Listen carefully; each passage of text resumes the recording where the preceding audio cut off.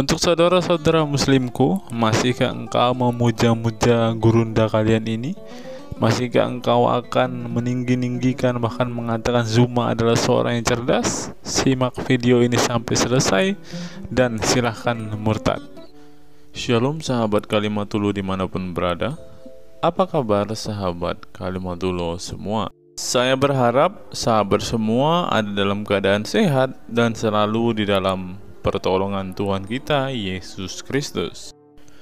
Terus dukung perkembangan channel ini dengan cara like, komen, dan subscribe.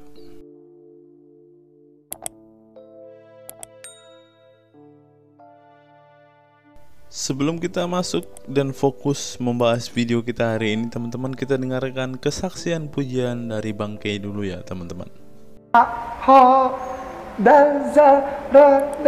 Sin start. Kasih itu lemah lembut, sabar sederhana. Oh alangkah indahnya, oh alangkah eloknya, bila saudara seiman hidup dalam. Oh, langsung banyak yang nyambung. Nah, pertahankanlah terus istrimu dan bertakwalah kepada Allah. Terus, sedang engkau menyembunyikan di dalam hatimu apa yang akan dinyatakan oleh Allah. terus. Dan engkau takut kepada manusia. Stop. Engkau takut kepada siapa? Manusia. Oke, jadi di situ menurut ayat itu Muhammad takut kepada siapa? Muhammad bukan itu. Coba sebentar. Engkau takut kepada manusia. Siapa di situ engkau? Siapa di situ engkau? Artinya di sini. Enggak, sebentar. Engkau takut kepada manusia. Siapa di situ engkau? Dengar dulu, wahai Nabi Muhammad. Saya bacakan lagi anunya, tafsirnya. Kok tafsir ayat Al-Quran? Jangan lari ke tafsir. Ayat Al-Quran. Anda takut membaca Al-Quran itu. Sekarang Anda pergi ke tafsir. Anda takut. Anda takut membaca Al-Quran itu. Silakan dilanjutkan.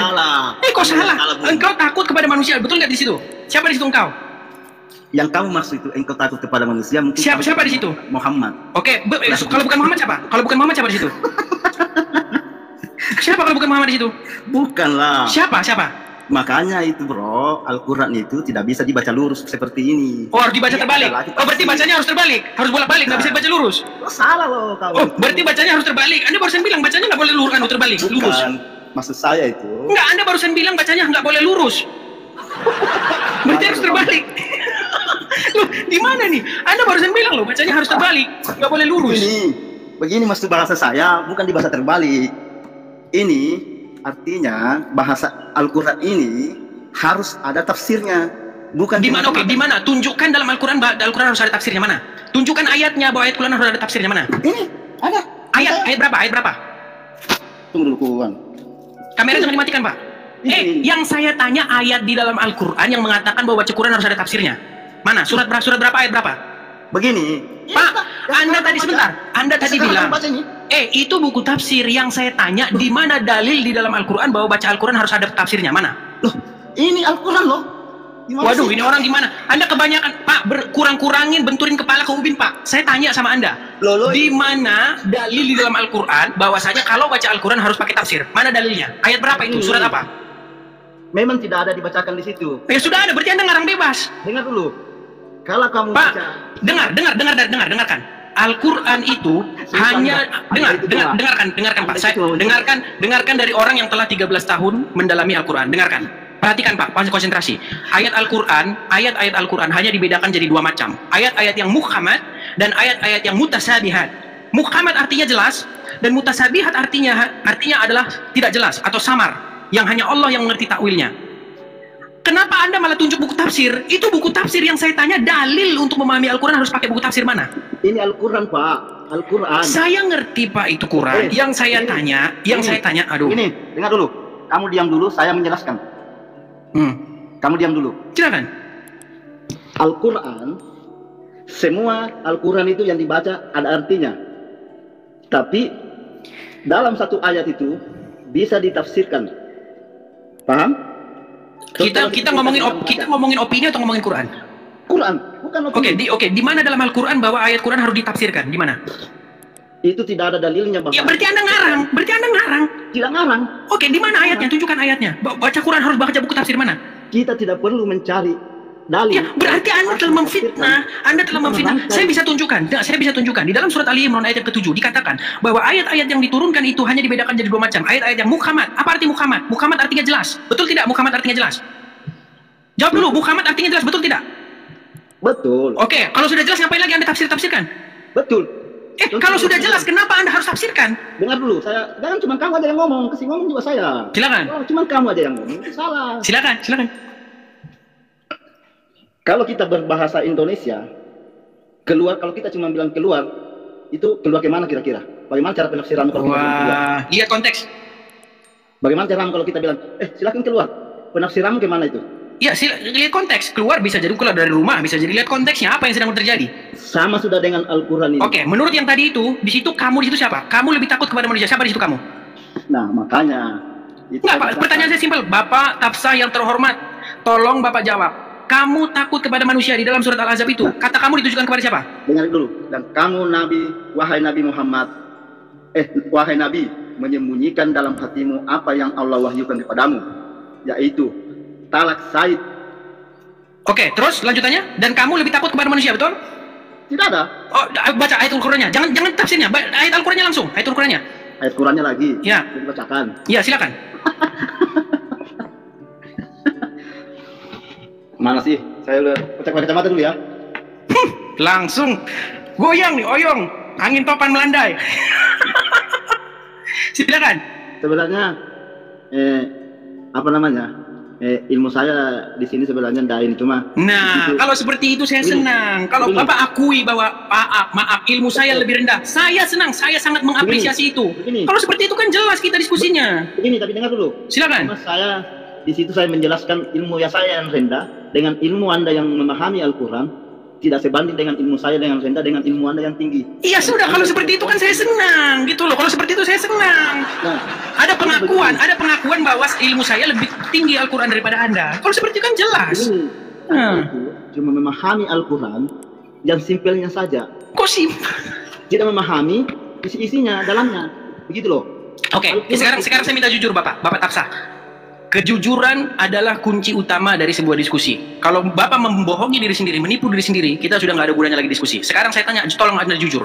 Menurut surat Al-Ahzab ayat 37, di situ ada kata-kata, dan engkau menyembunyikan di dalam hatimu apa yang Allah hendak menyatakan kepadamu. Dan engkau takut kepada manusia, padahal Allah lah yang lebih berhak engkau takuti. Engkau di situ siapa?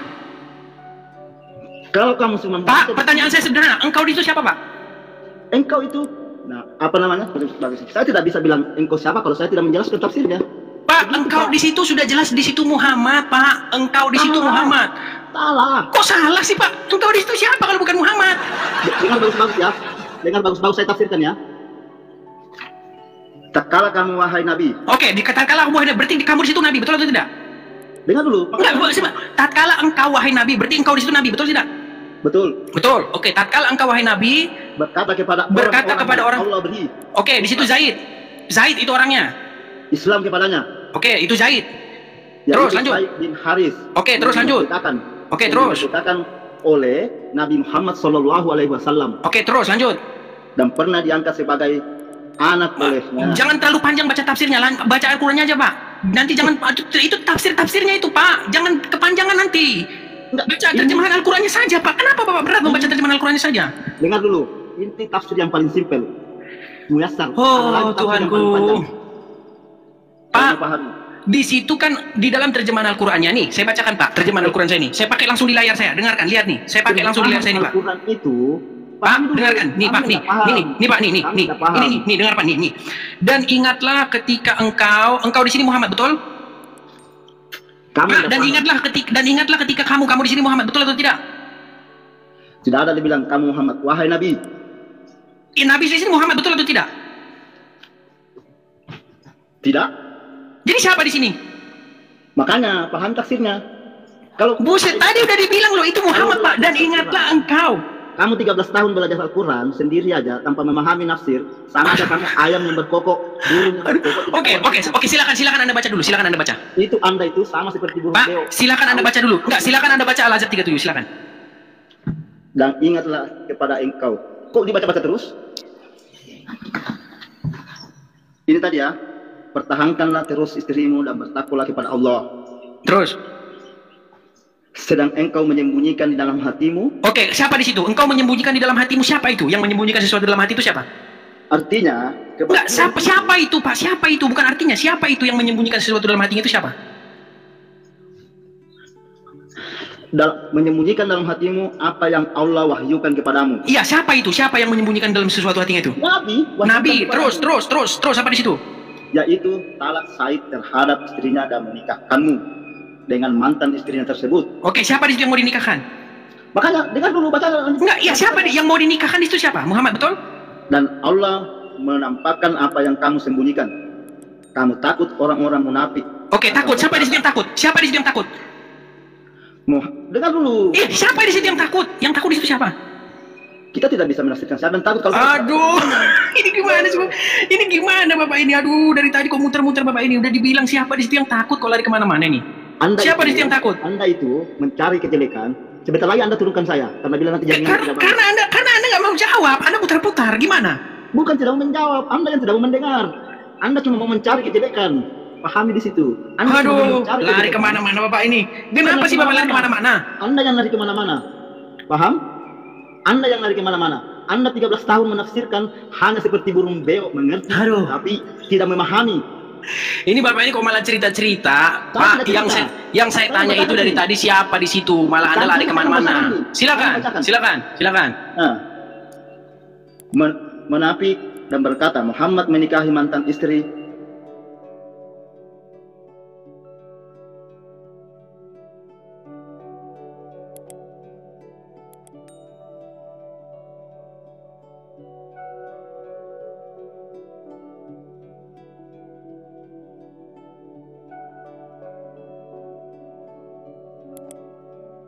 Anak-anak angkatnya, padahal Allah lebih patut untuk kamu. Oke, siapa di situ yang takut? Oke, padahal Allah lebih berhak engkau takuti. Siapa di situ?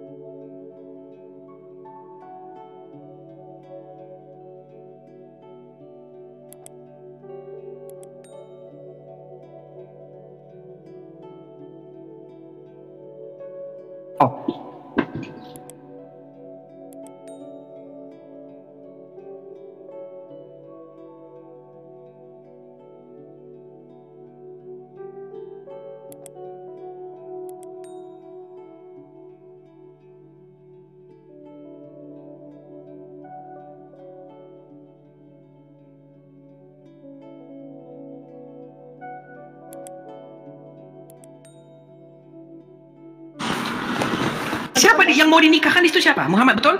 Dan Allah menampakkan apa yang kamu sembunyikan. Kamu takut orang-orang munafik. Oke, takut. Siapa di situ yang takut? Siapa di situ yang takut? Dengar dulu. Siapa di situ yang takut? Yang takut di situ siapa? Kita tidak bisa menafsirkan siapa yang takut kalau. Aduh, ini gimana sih? Ini gimana Bapak ini? Aduh, dari tadi kok muter-muter Bapak ini. Udah dibilang siapa di situ yang takut kok lari kemana-mana nih?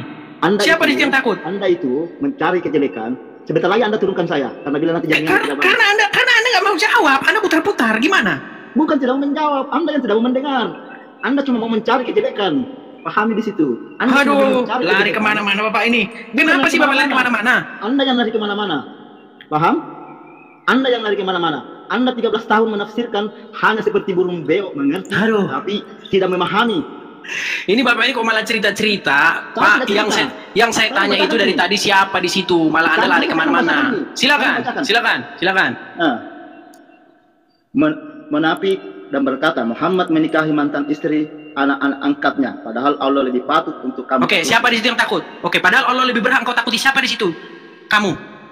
Padahal Allah lebih berhak engkau takuti. Siapa di situ engkau? Manakala Said sudah meninggalkan di situ dia. Padahal Allah lah yang lebih berhak engkau takuti. Siapa di situ engkau? Adakah dijelaskan di sini siapa engkau?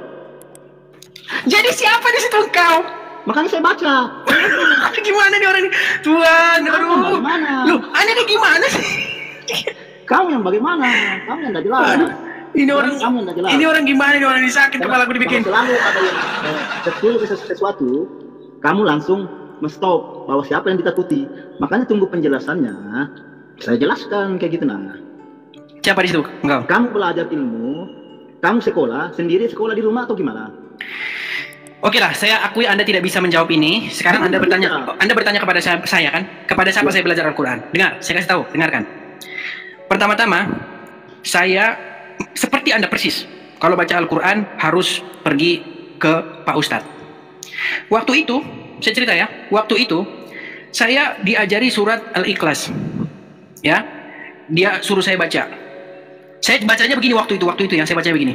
Qul huwallahu ahad, Allahu somad, wa lam yalid wa lam yulad, wa lam yakul lahu kufuwan ahad. Terus dimarahin saya.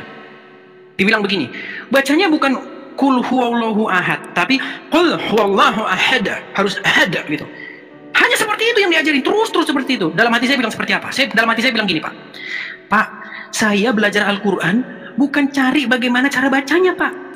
Tapi nggak saya bilang sama ustaz saya itu, tapi dalam hati saya bilang, saya baca Al-Quran ini bukan cari bagaimana cara bacanya, bagaimana cara melafatkannya, bagaimana cara baca tajwidnya, bagaimana cara kol-kolannya, bukan itu. Yang saya cari adalah maknanya di dalam bahasa Indonesia dan apa itu artinya. Itu yang penting bagi saya. Saya tidak penting bagi saya itu kol-kolannya, tajwidnya, tidak penting. Karena kata Pak Ustadz bilang begini, karena satu huruf ya itu akan mendapat pahala. Pak, saya ini non muslim, Pak. Saya membaca Al-Quran bukan mau cari pahala.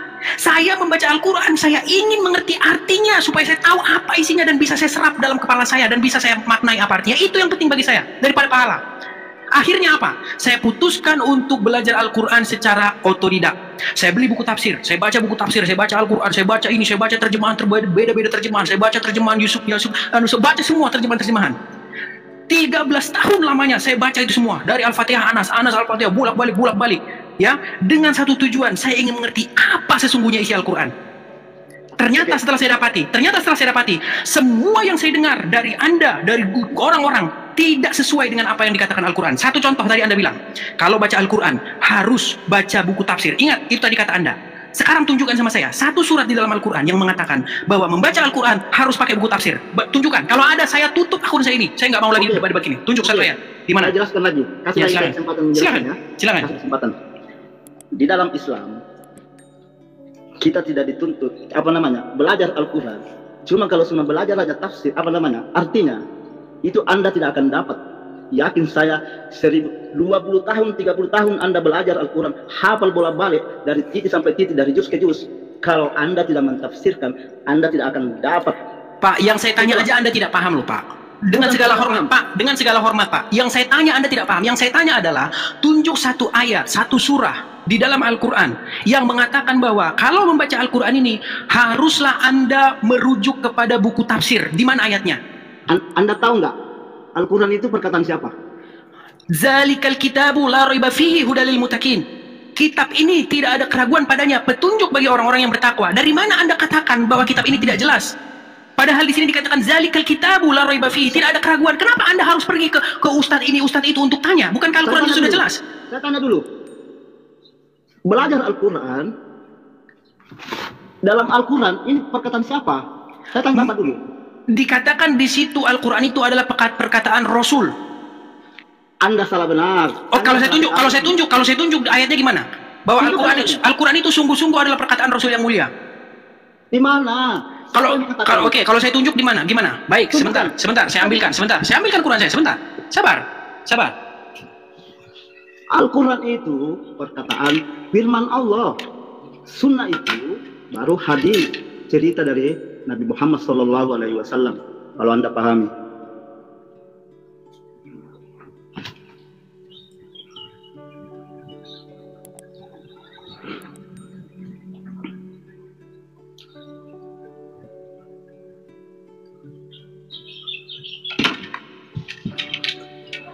Katanya 13 tahun hafal Al-Quran. Kok baru nyari hadisnya? Bukan hadis, Pak. Saya cari ayat Al-Quran saya karena Al-Quran saya tidak saya ini. Oke, di dalam surat Al-Ahqaf. Enggak, silakan buka surat Al-Ahqaf. Pak, saya tidak pernah bilang saya hafal. Saya paham. Ya, saya bukan seperti Pak. Gini, ini tahu nggak kenapa? Di dalam Al-Quran, saya belum pernah ketemu ayat yang menyuruh umat muslim untuk menghafal Al-Quran. Coba tunjukkan di mana ayatnya. Hafalah Al-Quran ini. Kalau ada, saya tutup channel saya. Ya. Tidak ada Pak, suruh perintah menghafal itu di mana ayatnya? Di mana suruh menghafal ayat Al-Quran? Al-Quran itu tidak ada memang di sini dalamnya. Makanya ada. Kenapa kalian terus bilang hafal? Di mana suruh menghafal di mana? Di ayat berapa disuruh menghafal? Hadis Pak, hafalan. Bagaimana kamu caranya kalau kamu tidak menghafal, kalau kamu sholat? Saya tanya Bapak. Yang saya tanya itu bukan ada orang yang hafal atau tidak. Yang saya tanya adalah perintah untuk menghafal. Oke, kembali lagi tadi pertanyaan Anda. Al-Quran perkataan siapa? Di dalam surat Al-Haqqah, ya, di dalam surat Al-Haqqah ayat yang ke-40. Silakan buka Pak. Al-Haqqah. Ya, silakan. Ya, Al-Haqqah ayat yang ke-40, bacakan. Surat berapa itu? Surat Al-Haqqah Pak. Nah, tafsir saya mau diganti lagi nih. Coba dibaca, sudah sambil dibaca. Ya, di sini saya bacakan. Di sini bunyinya innahu laqaulahu rasulun karim. Yang artinya adalah sesungguhnya itu, maksudnya adalah Al-Qur'an, adalah sungguh-sungguh perkataan Rasul yang mulia. Anda mau bantah itu terjemahannya? Terus, sampaikan. Ya, itu Anda kan tanya perkataan siapa Al-Quran itu. Ini menurut ayat ini sesungguhnya innahu laqauluhu rasulin karim. Sesungguhnya dia, maksudnya Al-Quran itu adalah benar-benar perkataan Rasul yang mulia. Tunggu ya, cari. Keberadaan surat Al-Haqqah aja Bapak tidak tahu itu dalam Al-Quran. Bagaimana mungkin Bapak besok cukur jenggot Pak? Saya sudah kasih tahu. Ya Bapak hanya jenggotnya saja yang panjang, tapi isinya nggak ada. Loh, dengar dulu. Belajar itu bukan berarti kita bingung untuk mencari. Pak, dengarkan saya. Saya tahu Bapak orang baik, ya. Saya tahu, saya melihat Bapak itu orang baik. Dengar Pak, dengar. Di dalam Al-Quran, saya itu tidak pernah menjelek-jelekan Anda. Saya juga tidak menjelekkan Bapak. Gini, dengarkan Pak ya. Pak, dengarkan dulu, dengarkan Pak. Apa namanya? Langsung ke ponis ke fisik saya. Enggak, oke gini, dengarkan Pak. Saya mau kasih tahu sama Anda. Oke, sebentar Pak, saya mau kasih tahu sama Anda. Saya baca Al-Quran sudah 13 tahun Pak. Saya belum pernah ketemu ada ayat di dalam Al-Quran yang memerintahkan untuk panjangin jenggot. Saya belum pernah ketemu. Begini,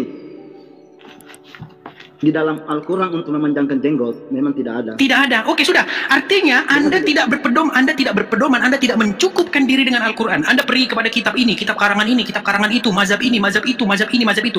Anda tidak mencukupkan diri Anda dengan Al-Quran. Anda merasa Al-Quran itu tidak puas. Oh, kenapa Anda tertawa? Apakah Anda puas dengan Al-Quran?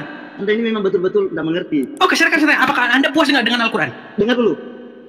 Al-Quran adalah kitab. Tidak lengkap. Menurut Anda lengkap atau tidak? Hadis itu adalah perkataan Muhammad. Oke, sekarang saya tanya sama Anda. Oke, baik, sekarang saya tanya sama Anda. Menurut Anda, Al-Quran itu lengkap atau tidak? Nyata lengkap. Lengkap. Kalau lengkap, Anda perlu nggak ke buku lain? Begini loh. Pak, pertanyaan saya sederhana. Kalau Al-Quran lengkap, kenapa Anda cari buku lain? Loh, kenapa Anda ketawa? Pertanyaan saya sederhana. Saya tanya dulu. Anda kitabnya apa? Injil. Perkataan Injil itu dari mana? Nah, Anda kok ingin mengalihkan topik ini? Nah, saya tanya dulu. Saya balik ini. Dari para saksi mata dan pelaku peristiwa. Peristiwa. Siapa yang memperistiwakan? Kenapa Anda percaya? Karena itu disampaikan oleh para saksi mata yang kredibel menurut saya, yang hidup sejamannya. Terus Al-Quran siapa yang menyampaikan di dunia ini? Oke, sekarang saya tanya sama Anda. Apakah Anda percaya bahwa Al-Quran itu 100% firman Allah kepada Muhammad? Saya percaya. Oke, saya buktikan.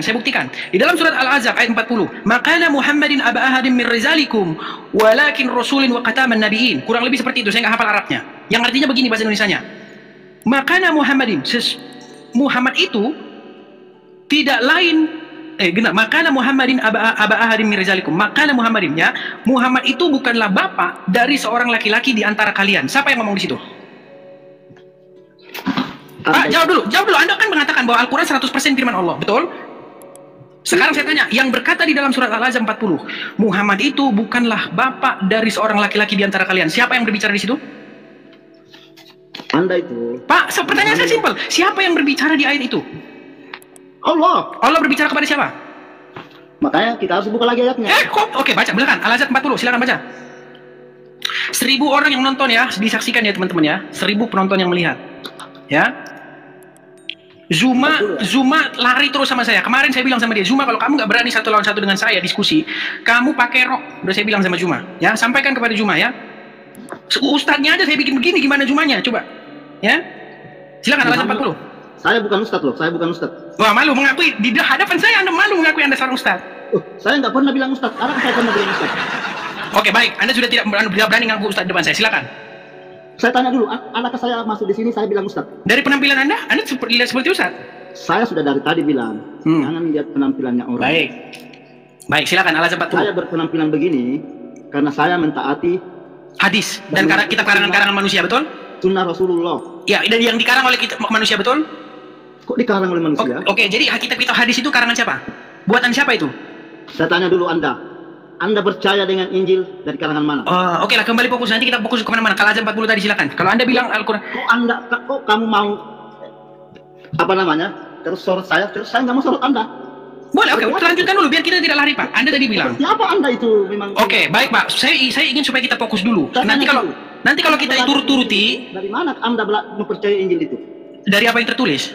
Saya mempercayai Al-Quran itu dari Muhammad. Sekarang kita buktikan kalau memang benar Al-Quran itu 100% firman Allah kepada Muhammad. Tolong jelaskan kepada saya secara logis. Di dalam surat Al-Ahzab ayat 40 ini, siapa yang sedang berbicara dan kepada siapa dia bicara? Silakan. Ini Makana Muhammadin aba ahadin min rizalikum walakin rasulin wa khataman nabiyyin. Muhammad itu bukanlah bapak dari seorang laki-laki di antara kalian. Siapa di situ yang bicara, Pak? Dengar dulu. Muhammad bukanlah bapak dari seorang di antara kalian. Oke, siapa di situ yang ngomong? Yang ngomong di situ siapa, Pak? Akan tetapi dia adalah utusan Allah. Oke, stop di situ. Siapa yang bicara di situ? Tuhan yang menyampaikan. Oke, dia ngomong sama siapa? Tuhan ngomong sama siapa di situ? Tunggu dulu. Al-Ahzab 40, Pak. Ya tahu, saya sudah baca. Muhammad itu bukanlah bapak dari salah satu laki-laki di antara kalian, tetapi dia siapa yang ngomong di situ? Yang dia sampaikan kepada. Enggak, yang ngomong di situ siapa, Pak? Yang ngomong di situ siapa tadi, Pak bilang? Sebentar, tadi Anda katakan bahwa yang bicara di situ adalah Allah. Allah lagi bicara sama siapa? Dia menyampaikan kepada golongan-golongan orang. Berarti dia tidak berfirman kepada Muhammad. Dia tidak berfirman kepada Muhammad. Al-Ahzab Anda tahu artinya enggak? Pak, dia ngomong sama siapa? Tadi Anda bilang Al-Quran itu firman Allah kepada Muhammad. Sekarang saya tanya, menyampaikan kepada golongan-golongan. Berarti bukan kepada Muhammad. Bukan kepada Muhammad. Orang yang bersekutu. Enggak, bukan kepada Muhammad berarti. Dengar dulu. Dengar dulu gimana lagi Bapak ini? Saya tanya bukan kepada Muhammad. Al-Ahzab itu artinya golongan-golongan orang yang bersekutu. Oke, di situ tertulis, makana Muhammadin aba ahadin min rizalikum. Muhammad itu bukanlah bapak dari seorang laki-laki di antara kalian. Di sini Allah sedang bicara kepada siapa? Muhammad bukanlah bapak dari seorang di antara kalian. Oke, siapa di situ Allah sedang bicara kepada siapa? Adalah utusan Allah dan penutup para nabi. Oke, siapa di situ? Oke, Allah bicara kepada siapa di situ? Dengar dulu. Dan penutup para nabi. Tidak ada kenabian sesudahnya sampai hari kiamat. Oke, di situ Allah ngomong sama siapa? Perbuatan kalian. Ya, di situ Allah ngomong sama siapa, Pak? Iya, pertanyaan saya di situ Allah ngomong sama siapa? Kalian itu orang-orang yang menyekutui Nabi Muhammad termasuk. Pak, saya tidak tahu, tidak tanya siapa di situ kalian. Yang saya tanya di situ Allah sedang berbicara kepada siapa? Itu termasuk Anda yang disampaikan. Berarti tidak berbicara kepada Muhammad. Itu termasuk Anda. Pak, berarti tidak berbicara kepada Muhammad. Ini dia berbicara pada orang yang disekutukan. Bukan kepada Muhammad, bukan kepada Muhammad. Ya. Oke, tadi Anda bilang Al-Quran adalah firman Allah kepada Muhammad, betul? Firman Allah, makanya ada namanya surat. Surat itu adalah kejadian-kejadian yang pernah dilakukan. Begitu, Pak. Bapak ini masalah. Yang saya tanya, apakah di situ Allah sedang berfirman kepada Muhammad? Jawabannya iya atau tidak? Ya. Oke, berarti Allah berfirman kepada Muhammad. Muhammad itu bukanlah bapak dari seorang laki-laki di antara kalian, tetapi dia gitu. Allah ngomong sama Muhammad gitu. Dengar dulu. Enggak, saya tanya, Allah ngomong sama Muhammad gitu, kayak begitu. Saya lagi menjelaskan ya. Silakan. Silakan dengarkan.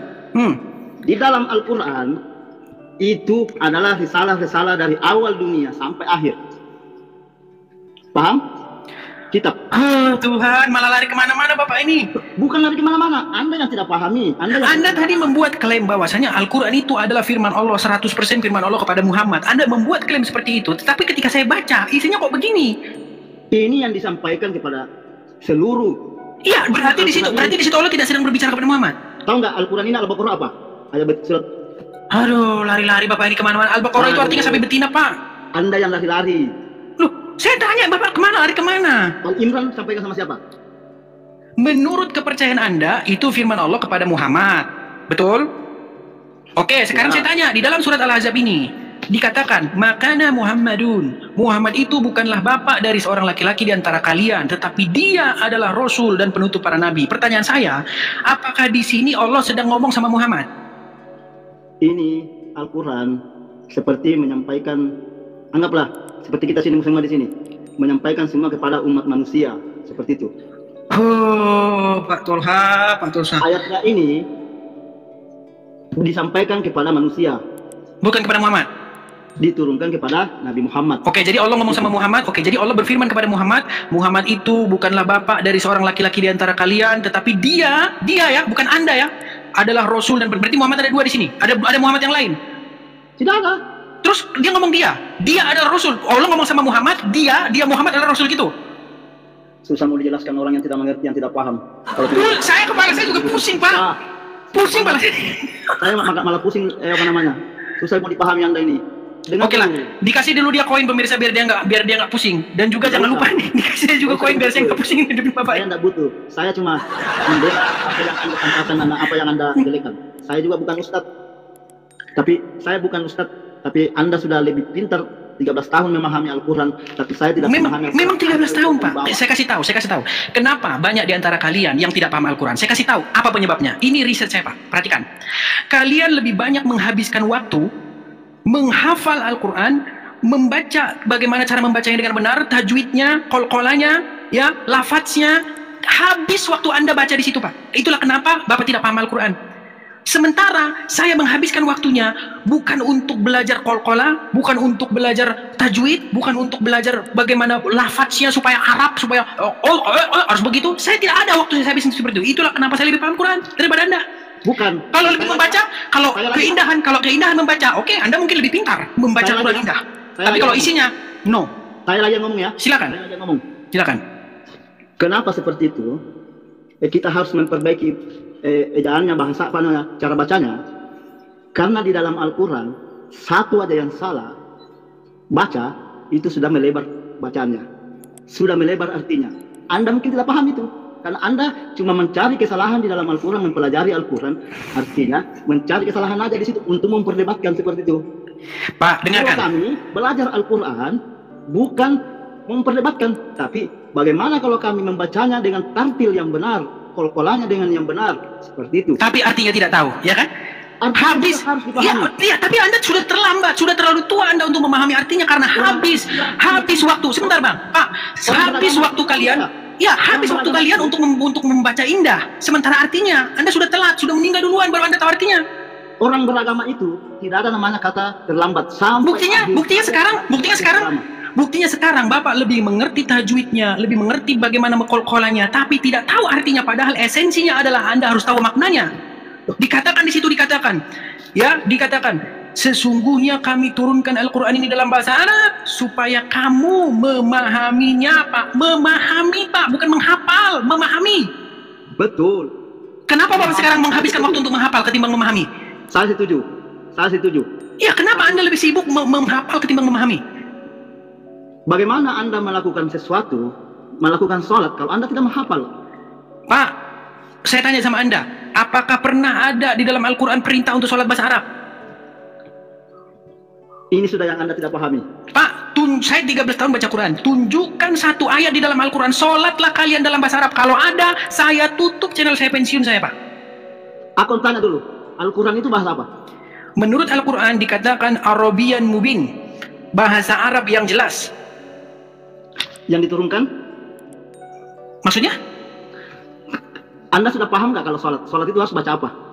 Di dalam sholat, ya misalnya Anda harus baca Al-Fatihah, Bismillahirrahmanirrahim, Alhamdulillahirabbil alamin, Ar-Rahmanirrahim, Maliki yaumiddin, Iyyaka na'budu wa iyyaka nasta'in, dan seterusnya, ya kan? Nah, sekarang saya tanya sama Anda, esensi yang saya tanya adalah begini, apakah ada di dalam Al-Quran perintah supaya sholat dalam bahasa Arab? Tunjukkan kalau ada. Tidak ada perintah. Tidak ada. Kenapa Anda bilang sholat harus bahasa Arab? Tapi perintah di Nabi, di hadis ada bahwa sholatlah kamu seperti kamu. Ya, enggak, oke, gini. Di dalam hadis ada kata-kata sholatlah kamu sebagaimana kamu melihat saya sholat. Apakah di situ tentang bahasa? Apakah di situ tentang bahasa atau tentang tata cara? Ini sudah yang Anda tidak paham sedikit. Contohlah, jangan Pak, justru Anda tidak mengikuti sunnah. Sekarang saya tanya sama Anda. Saya tanya, Pak, dengarkan. Dengar, ini penting ini, Pak. Dengarkan. Ini penting. Ini untuk pendidikan untuk orang-orang awam. Dengarkan, Pak. Dengarkan, Pak, ya. Anda juga memahami. Saya lagi. Ini bukan masalah sholat. Ada enggak orang ajan di seluruh dunia menggunakan bahasanya sendiri-sendiri? Karena sudah termakan oleh dogma bahwasanya sholat itu harus bahasa Arab. Tidak, karena itu memang sudah diwajibkan. Tidak ada. Oke, saya tanya Anda. Oke, sebentar, Pak. Bukan Pak. Saya tadi dengan Anda. Belajar Al-Quran itu harus dipahami. Nah itu, kenapa kalian lebih sibuk menghafal? Kenapa kalian lebih sibuk membaca kol-kolannya, tajwidnya? Kenapa lebih sibuk dengan itu? Dengar dulu. Karena tujuan kalian membaca Al-Quran bukanlah untuk mengerti maknanya, tetapi mencari amal. Itu yang kalian cari. Kenapa kalian tidak paham isi Al-Quran? Karena baca Al-Quran mau cari amal, bukan mau cari maknanya. Itu bedanya kita, Pak. Dengar dulu. Itu bedanya kita, Pak. Saya kasih tepuk tangan dulu pemirsa, tepuk tangan dulu. Di Nasrani itu ada nggak diajarkan orang untuk menyanyi? Apa? Di Nasrani itu ada nggak untuk diajarkan orang menyanyi kalau lagi ibadah? Ada banyak. Memang ada dari. Ada. Ada. Kalau Bapak baca, ketika Musa menyeberangi laut Teberau, bagaimana mereka di situ memukul gendang dan rebana, memuji-muji Tuhan. Apakah kalian tidak melakukan hal sama? Apakah kalian tidak memukul-mukul gendang dan rebana, menyanyikan untuk Muhammad? Ya Rasul salamu alaika, ya Rasul salamu alaika. Anda lakukan nggak itu? Ngaku dulu, Anda lakukan nggak? Saya tidak lakukan. Teman-teman Anda lakukan tidak? Kalau saya tidak lakukan. Iya, teman-teman Anda memukul gendang dan rebana nggak, menyanyi untuk Muhammad? Karena saya menganggap itu musik adalah haram. Oke, saya nggak tanya Anda. Bagi Anda musik haram. Teman-teman Anda yang Muslim, mereka bernyanyi-nyanyi, memukul gendang, memukul rebana, bernyanyi-nyanyi, menari-nari. Mereka melakukan itu tidak? Jawab, betul atau tidak? Begini, saya setuju. Ya, jangan begini, dijawab dulu, betul atau tidak itu? Saya setuju dengan perkataan. Ya sudah. Ada yang menghalalkan. Jangan langsung sudah. Di mana dalilnya bahwa musik haram dalam Al-Quran? Kalau langsung sudah, ada dalilnya. Tunggu dulu saya carikan. Tunjukkan, Pak. Saya 13 tahun Pak lamanya membaca Al-Quran. Bapak jangan ajari saya Quran. Saya yang ngajari Anda Quran. Bahkan Anda katakan tadi, saya tanya sama Anda nih, sambil Anda cari ayatnya. Pak, pernah nggak Muhammad sholat di dalam bahasa yang tidak dia mengerti? Pernah nggak dia sholat di dalam bahasa asing? Pernah nggak? Maksudnya bagaimana? Pernah atau tidak Muhammad sholat berdoa kepada Allah dengan bahasa asing yang dia tidak mengerti? Pernah nggak dia lakukan itu? Kita berdoa itu harus mengerti. Oke, berarti Muhammad tidak pernah sholat dalam bahasa asing, betul tidak? Bahasa asing seperti apa? Bukan bahasanya dia. Contoh dia sholat pakai bahasa Inggris, pakai bahasa Jepang. Pernah nggak dia sholat pakai bahasa yang bukan bahasa dia? Nah memang Al-Quran diturunkan dalam bahasa Arab aja. Oke, Muhammad sholat di dalam bahasa yang dia mengerti, di dalam bahasa yang dia paham. Kenapa Anda sholat dalam bahasa asing, sedangkan Muhammad sholat dalam bahasanya sendiri? Anda itu selalu mau menyamakan. Anda tidak mau menjawab itu. Begini dulu, Anda itu. Kita itu sudah ada patokan, tidak boleh lagi ada A, B seperti Nasrani contoh, bisa bahasa ini, bisa bahasa itu, kecuali berdoa. Bapak ini lari kemana-mana, Pak. Sudahlah, saya rasa saya memang terlalu tinggi membahas hal-hal yang tinggi kepada Bapak. Saya ingin membahas hal-hal yang sederhana-sederhana saja, Pak. Anda ya. itu memponis, bukan terlalu tinggi. Saya cuma mau bilang begini, ya. Kalau Anda membaca Al-Quran, Pak, di dalam Al-Quran itu, di dalam surat Ali Imran ayat yang ke-7, Al-Quran itu hanya dibedakan menjadi 2 macam ayat. Yang pertama ayat-ayat yang muhkamat, yang artinya adalah jelas. Yang kedua adalah mutasabihat, yang artinya adalah samar. Nah, untuk ayat-ayat yang mutasabihat ini dikatakan, tidak seorang pun yang mengerti takwilnya kecuali Allah. Ya, kalau sudah dikatakan oleh Al-Quran, tidak seorang pun mengerti takwilnya kecuali Allah. Pekerjaan sia-sia tidak Anda mencari takwilnya? Saya tanya dulu. Anda salah kalau bilang pekerjaan sia-sia. Oh, di situ dikatakan hanya Allah yang mengerti takwilnya. Kenapa Anda mencoba-coba mencari takwilnya? Takwil apa itu? Takwil dari ayat-ayat yang mutasabihat. Anda sebenarnya terlalu mendalam pemahamannya di Al-Quran. Iya, karena saya terlalu mendalam itu, Pak. Makanya saya tahu tentang Al-Quran. Dari sini saya mengajarkan Anda. Dengar dulu, Anda mendalam sekali dalam Al-Quran, tapi Anda itu seperti burung beo, seperti itu. Nah, kok burung beo sih? Sama halnya kalau kita sekolah itu kita tidak bisa katakan, oh saya bisa, saya hebat. Maukah saya katakan saya bisa? Oke, baik. Kalau Al-Quran sendiri sudah mengatakan bahwasanya ayat-ayat di dalam Al-Quran itu hanya ada 2 macam. Yang muhkamat artinya jelas. Jelas. Untuk apa saya cari guru karena di situ sudah jelas? Oke lah, saya beli pelajaran. Terus saya belajar di rumah saya. Terus saya bilang, saya sudah tamat ini kelas 6. Saya sudah tamat SMA. Sekarang saya tanya apakah Allah kurang cerdas menyampaikan firman-Nya sehingga Anda harus cari orang lain untuk membantu Allah menjelaskan firman-Nya? Al-Quran itu turun ke siapa? Saya tanya sama Bapak, apakah Allah kurang cerdas memberikan firman-Nya kepada umat manusia termasuk Anda sehingga Anda harus cari Ustadz A, Ustadz B, Ustadz C, Ustadz D untuk membantu Allah menjelaskan firman-Nya kepada Anda? Saya tanya lagi Anda. Saya jawab, bukan saya tanya. Apakah ini dari kecil kita sudah memahami yang namanya Al-Quran? Wah, Bapak ini gimana? Bapak kayaknya harus diganti nih dengan Bapak Ustadz yang lain ini, gimana? Bukan diganti, silahkan kalau mau diganti. Tapi Anda itu... Iya, tapi Anda gimana kalau begini terus? Nggak ada kualitas. Bukan nggak ada kualitas, Anda itu yang tidak berkualitas. Tidak berkualitasnya di mana? Apakah kita dari kecil sudah mengerti yang namanya agama? Kalau masih kecil tidak. Sampai umur berapa kita mengerti? Sampai dewasa mungkin. Dari mana kita harus mengerti? Ketika kita membaca buku itu sendiri. Apakah Anda dari seorang Nasrani dari kecil tidak pernah belajar? Belajar? Siapa yang ngajarin? Kalau dari kecil karena keinginan belum terlalu kuat, mungkin dari guru-guru sekolah minggu. Setelah dewasa, saya tidak belajar lagi dari guru sekolah minggu, saya baca langsung Injilnya. Sama seperti Anda juga. Ketika Anda malas, Anda tanya sama orang. Tapi ketika Anda sudah rajin, Anda langsung ke sumbernya, ke Al-Qur'annya, Anda baca itu. Ketika Anda mungkin ada sedikit tidak paham, boleh Anda tanya, menurut ulama ini, menurut ulama itu, boleh. Tapi yang ingin saya kasih tahu kepada Bapak, di dalam Al-Quran tidak pernah ada ayat yang bilang begini, kalau kamu mau paham Al-Quran ini, kamu harus baca kitab Tafsir Ibnu Katsir ya, kamu harus baca kitab Jalalain ya, kamu harus pergi ke ulama ini ya, kamu harus tanya si ini ya. Tunjukkan ayatnya Pak, di mana? Jangan lari Pak. Terjeda loh, Bapak terjeda. Apa begini? Kita itu belajar, makanya itu Nasrani berubah-ubah kitabnya. Aduh, Bapak ini termakan opini Pak. Di dalam Al-Quran dikatakan, jika kamu ragu-ragu terhadap apa yang kami wahyukan kepadamu, maka tanyakanlah orang-orang yang membaca kitab sebelummu. Surat Yunus ayat yang ke-90 kalau tidak salah Pak. Kalau tidak salah tolong diralat ya.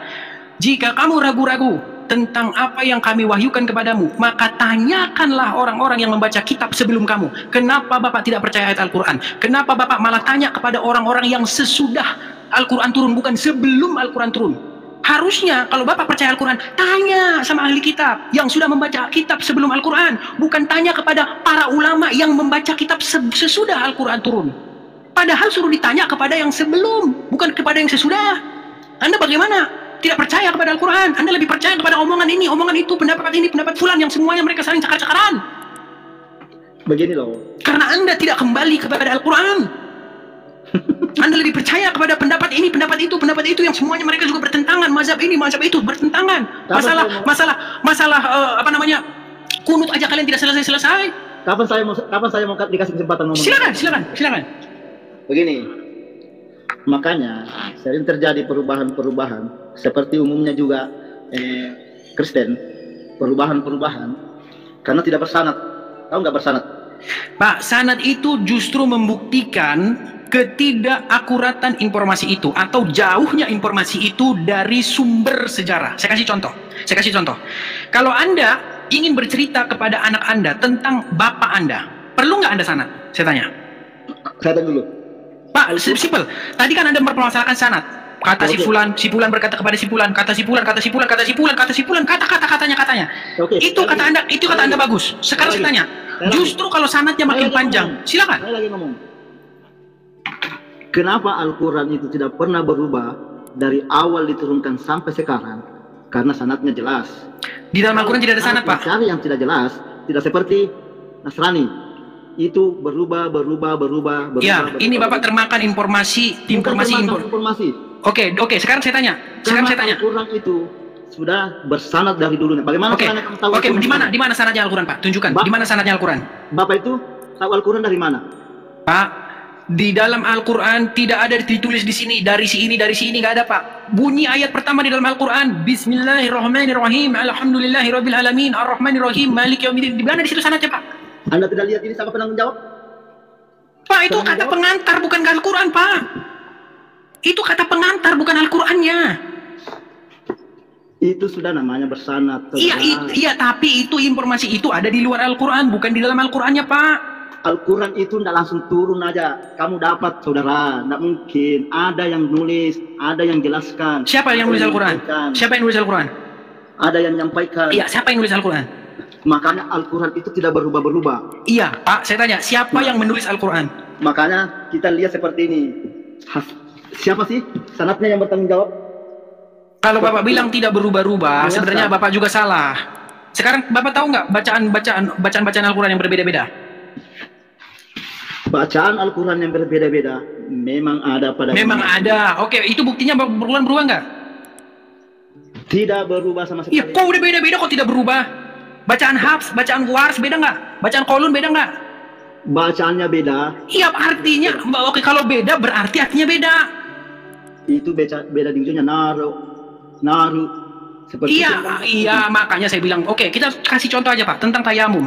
Saya tanya sama Anda, menurut versi Hafs atau menurut versi Qalun atau menurut versi yang manapun, orang bertayamum ketika tidak menemukan air dia bertayamum, di situ dikatakan karena bersentuhan dengan perempuan. Bersentuhan di situ apa?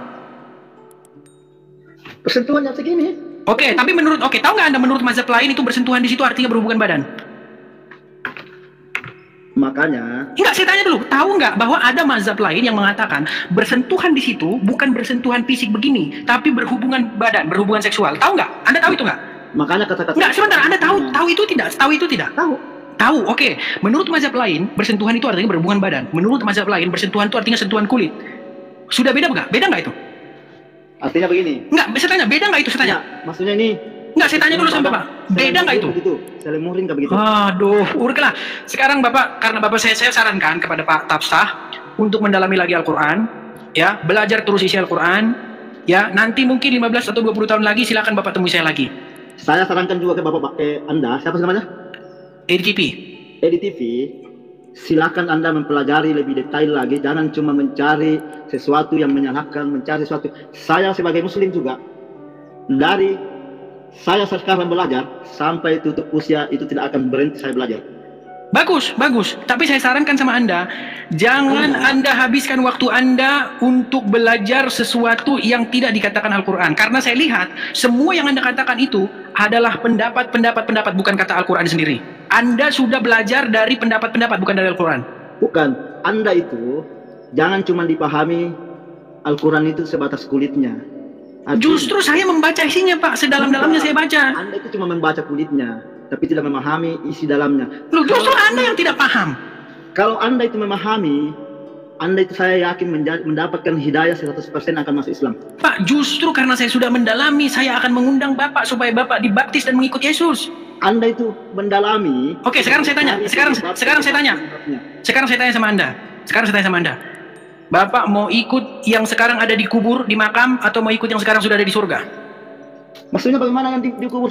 Oke, saya tanya, Anda pengikut siapa? Apakah Anda pengikut Muhammad tidak? Ya. Di mana Muhammad sekarang? Anda katakan Nabi Muhammad sekarang di mana? Nabi Isa sekarang di mana? Enggak, sebelum ke sana saya tanya, Muhammad ada di mana? Nabi Muhammad sekarang, anggaplah versi mata kita sekarang, dia adalah sudah meninggal. Oke, di mana? Sekarang di mana? Di makam, betul? Anggaplah kamu bilang di makam ya, oke. Oke, di makam. Sudah meninggal, betul? Ya. Berarti Anda pengikut orang meninggal? Begini. Pak, jawab dulu pertanyaan saya. Berarti Anda pengikut orang meninggal? Pengikut bagaimana sih maksudnya? Sekarang saya tanya, apakah Anda pengikut Muhammad? Dia adalah Nabi saya. Apakah Anda pengikut Muhammad? Ya. Oke, di mana sekarang Muhammad berada? Sekarang, anggaplah katakan dia sudah meninggal. Bahasa umumnya. Oke, di makamnya, di kuburnya, ya, betul? Di kuburnya. Oke, berarti dia sudah meninggal, sudah wafat, sudah mati. Berarti Anda pengikut orang mati? Pengikut orang mati bagaimana? Tadi berarti Anda bukan pengikut Muhammad? Sebelum mati dia sudah menurunkan. Enggak, sekarang ini dia masih hidup atau sudah meninggal?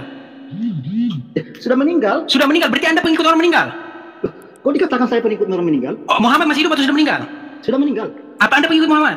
Ya. Berarti Anda pengikut orang yang sudah meninggal? Ya, saya pengikut dengan. Makanya saya bilang sama Bapak, saya setelah mendalami agama, mendalami habis-habisan, saya nggak mau kata ini, saya dalami, saya cari kebenaran. Saya mau ikut Yesus yang hidup. Saya tidak mau mengikut orang mati, Pak. Saya mau mengikut Yesus yang hidup. Karena Yesus berkata, akulah jalan dan kebenaran dan hidup. Tidak ada seorang pun yang datang kepada Bapa kalau tidak melalui aku. Saya tanya Anda. Saya tanya Anda lagi. Saya lagi bertanya ya. Silakan. Bagaimana kamu yakin Yesus itu hidup? Karena tertulis di dalam Alkitab dari para saksi mata dan para pelaku firman, mereka melihat meraba firman yang hidup, yaitu Yesus Kristus. Dia tulis kesaksian mereka. Apa yang mereka lihat, apa yang mereka raba, dituliskan di situ. Sama dengan Anda. Anda tadi tanya, dari mana Anda tahu bahwa Yesus hidup? Saya jawab, dari kesaksian para saksi mata.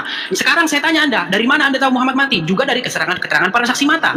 Dari para sahabat. Dari apa yang menulis keterangan-keterangan sahabat, di situ dikatakan bahwa dia sudah meninggal. Sekarang faktanya, dengar sebentar Pak. Faktanya, Pak, jangan bicara keyakinan. Gini, dengar. Apa yang tertulis di dalam Bible, yang ditulis oleh para saksi mata, bahwa Yesus bangkit naik ke surga.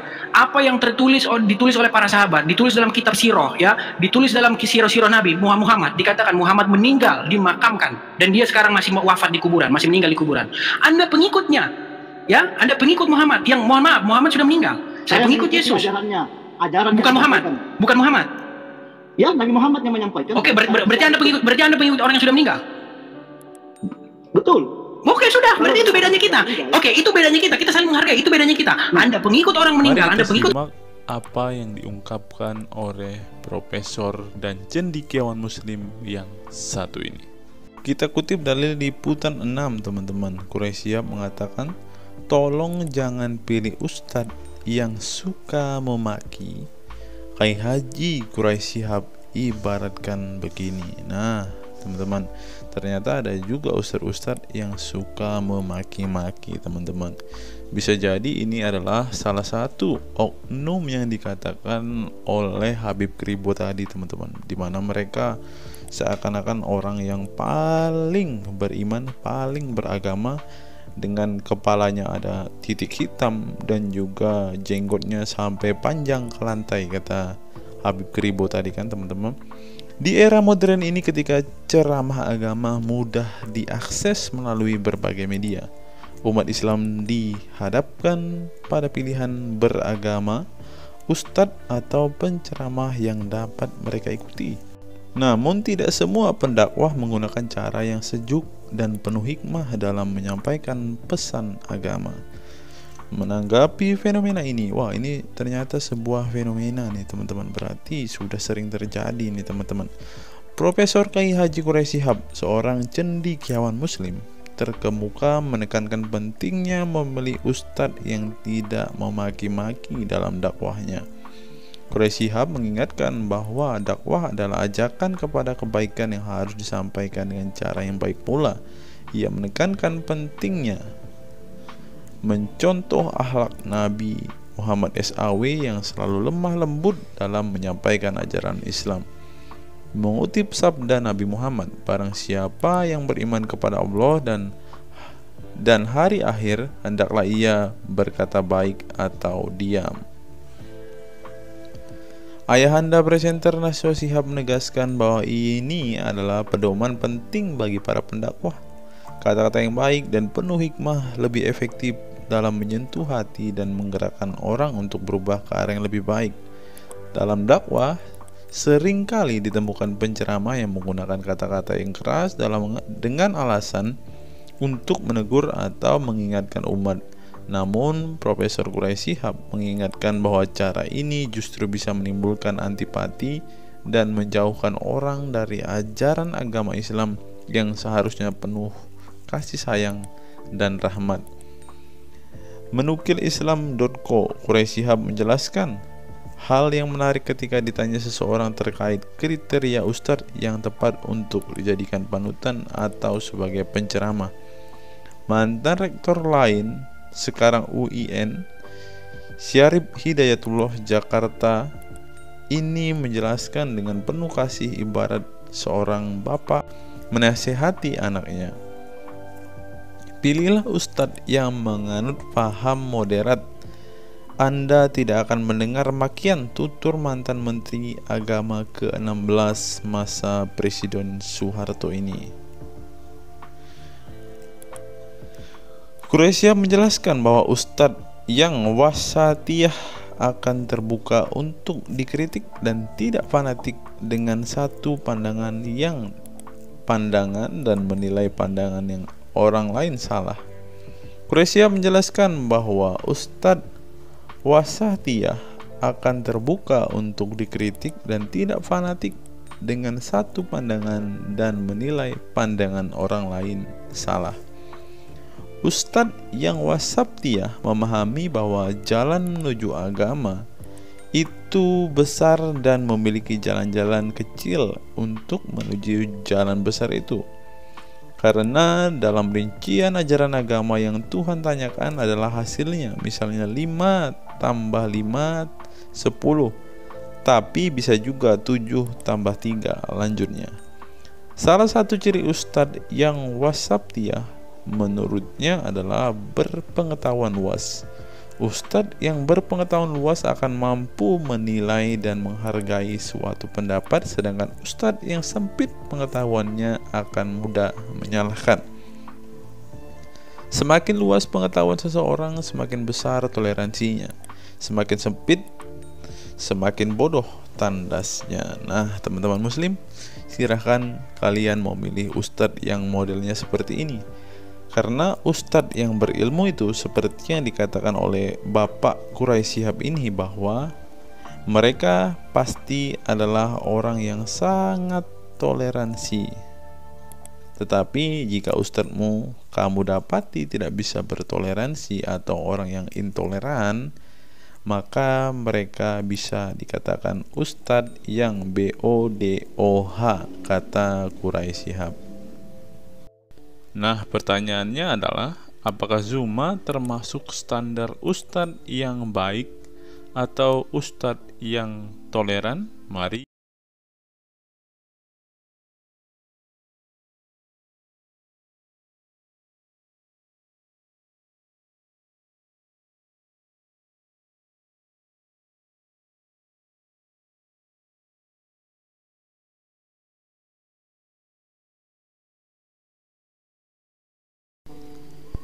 Google, mengapa Rasulullah disebut sebagai nabi penutup?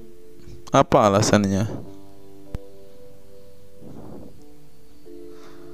Alasannya mengapa Nabi SAW disebut Rasul terakhir adalah karena Allah SWT telah menunjukkan langsung sebagai penutup para nabi dan rasul. Hal ini tercantum dalam Al-Quran yang merupakan firman Allah. Di sini dituliskan, mengapa Muhammad atau Nabi SAW disebut Nabi terakhir? Mari kita baca ya. Katamul Anbiya merupakan salah satu julukan Nabi Muhammad yang berarti penutup para nabi, sesuai dengan firman Allah SAW dalam surat Al-Ashab ayat 40 yang berbunyi, artinya Muhammad itu sekali-sekali bukanlah bapak dari seorang laki-laki di antara kamu, tetapi dia adalah Rasul Allah dan penutup nabi-nabi, dan adalah Allah Maha mengetahui segala sesuatu. Nabi Muhammad SAW merupakan nabi terakhir yang Allah utus untuk menyempurnakan agama-agama sebelumnya. Al-Quran merupakan kitab Allah yang menyempurnakan kitab-kitab sebelumnya, sehingga tidak perlu ada kitab lain karena Al-Quran merupakan kitab Allah yang menyempurnakan kitab-kitab sebelumnya, sehingga tidak perlu ada kitab lain karena Al-Quran sebagai kitab terakhir. Maka dapat diartikan bahwa tidak ada lagi nabi setelah Nabi Muhammad SAW. Nabi Muhammad SAW sebagai nabi terakhir juga didukung dengan dalil lainnya, yaitu surat Al-Sab 61 ayat 6. Dan ingatlah ketika Isa bin Maryam berkata, "Hai Bani Israel, sesungguhnya aku adalah utusan Allah kepadamu, membenarkan kitab sebelumku, yaitu Taurat, yang memberikan kabar gembira dengan datangnya seorang Rasul yang akan datang sesudahku, yang namanya Ahmad dalam tanda kurung Muhammad." Menurut Syekh Al-Zairi dalam kitab Al-Jawahir dan Al-Qalamiyah, alasan kenapa Nabi Muhammad SAW dijadikan nabi terakhir adalah hikmah terputusnya para nabi itu untuk menyeru umat manusia agar beribadah kepada Allah, menunjukkan mereka ke jalan yang lurus.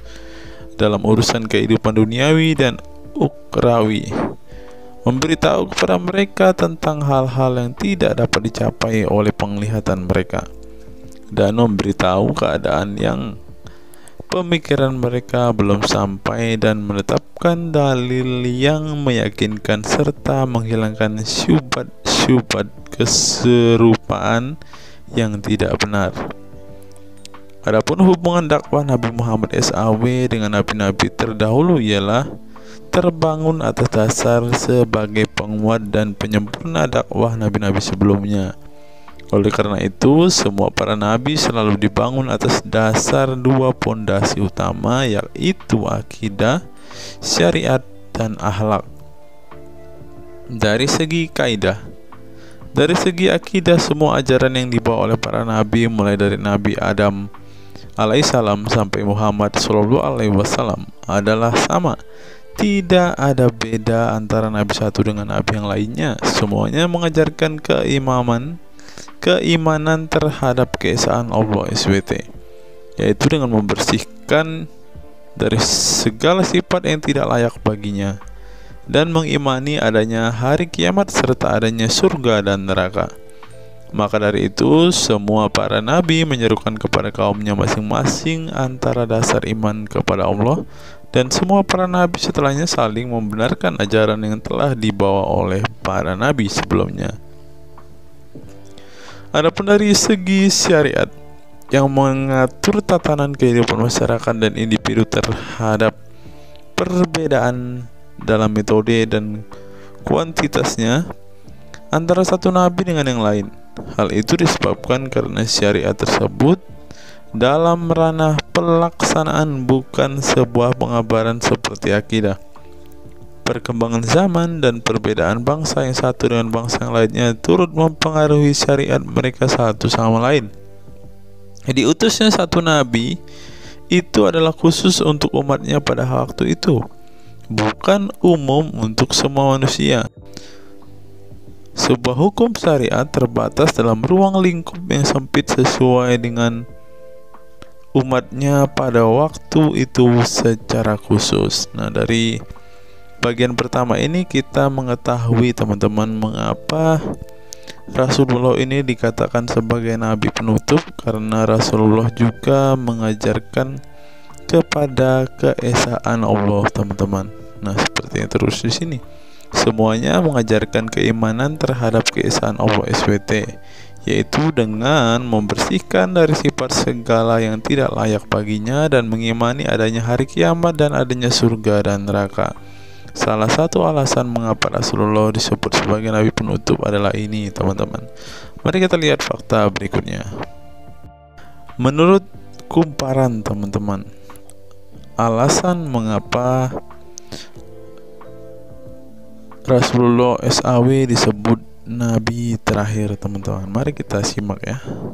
Saya berharap teman-teman tidak bosan mendengar setiap fakta-fakta yang kita bukakan ini, karena dengan melihat fakta-fakta ini setidaknya kita belajar, teman-teman, dan dapat memaklumi mengapa sih saudara-saudara muslim kita itu sangat-sangat menjunjung tinggi Rasulullah, teman-teman. Mari kita simak. Nabi Muhammad SAW adalah nabi yang ke-25 dalam Al-Quran. Sebagai umat Islam, kita diwajibkan mempercayai bahwa tidak ada rasul lain setelah kematian Nabi Muhammad SAW. Sebenarnya, mengapa Nabi SAW disebut rasul terakhir? Bukan tanpa alasan Allah SWT memilih Nabi Muhammad SAW sebagai rasul terakhir, sehingga kita dilarang untuk mempercayai bahwa adanya rasul setelah Nabi Muhammad SAW meninggal dunia, bahkan sampai memiliki cara pandang berbeda dengan beliau. Nah, jadi teman-teman kita, saudara-saudara kita tidak percaya ada nabi setelah Nabi Muhammad, teman-teman. Terlebih ada yang nabi yang membawa ajaran-ajaran yang berbeda dari apa yang diajarkan oleh Rasulullah. Berikutnya, alasan dibalik Nabi Muhammad SAW disebut rasul terakhir. Nabi Muhammad SAW ditunjuk menjadi rasul terakhir Allah SWT dan mendapatkan Al-Quran yang merupakan kitab sempurna dari kitab-kitab sebelumnya. Nah, mereka percaya juga kitab mereka adalah kitab yang paling sempurna, Karena kitab-kitab sebelumnya tidak sempurna, maka disempurnakan oleh Al-Quran, teman-teman. Artinya, wahyu yang sudah diterima Nabi Muhammad SAW sudah terputus sejak beliau meninggal dunia. Ibnu Katsir menjelaskan, ini merupakan nikmat Allah Subhanahu wa Ta'ala yang terbesar atas umat ini. Allah Subhanahu wa Ta'ala telah menyempurnakan untuk mereka agama mereka, sehingga mereka tidak lagi membutuhkan agama selain agama mereka. Mereka tidak pula membutuhkan nabi selain nabi mereka. Oleh karena itu, Allah Subhanahu wa Ta'ala menjadikannya sebagai penutup para nabi. Allah Subhanahu wa Ta'ala mengutus beliau kepada manusia dan kepada jin. Nah, jadi teman-teman, Rasulullah juga bukan hanya dikirim kepada umat muslim, kepada manusia-manusia yang percaya dan memutuskan untuk memeluk agama Islam saat ini, ternyata juga kepada para jin, teman-teman.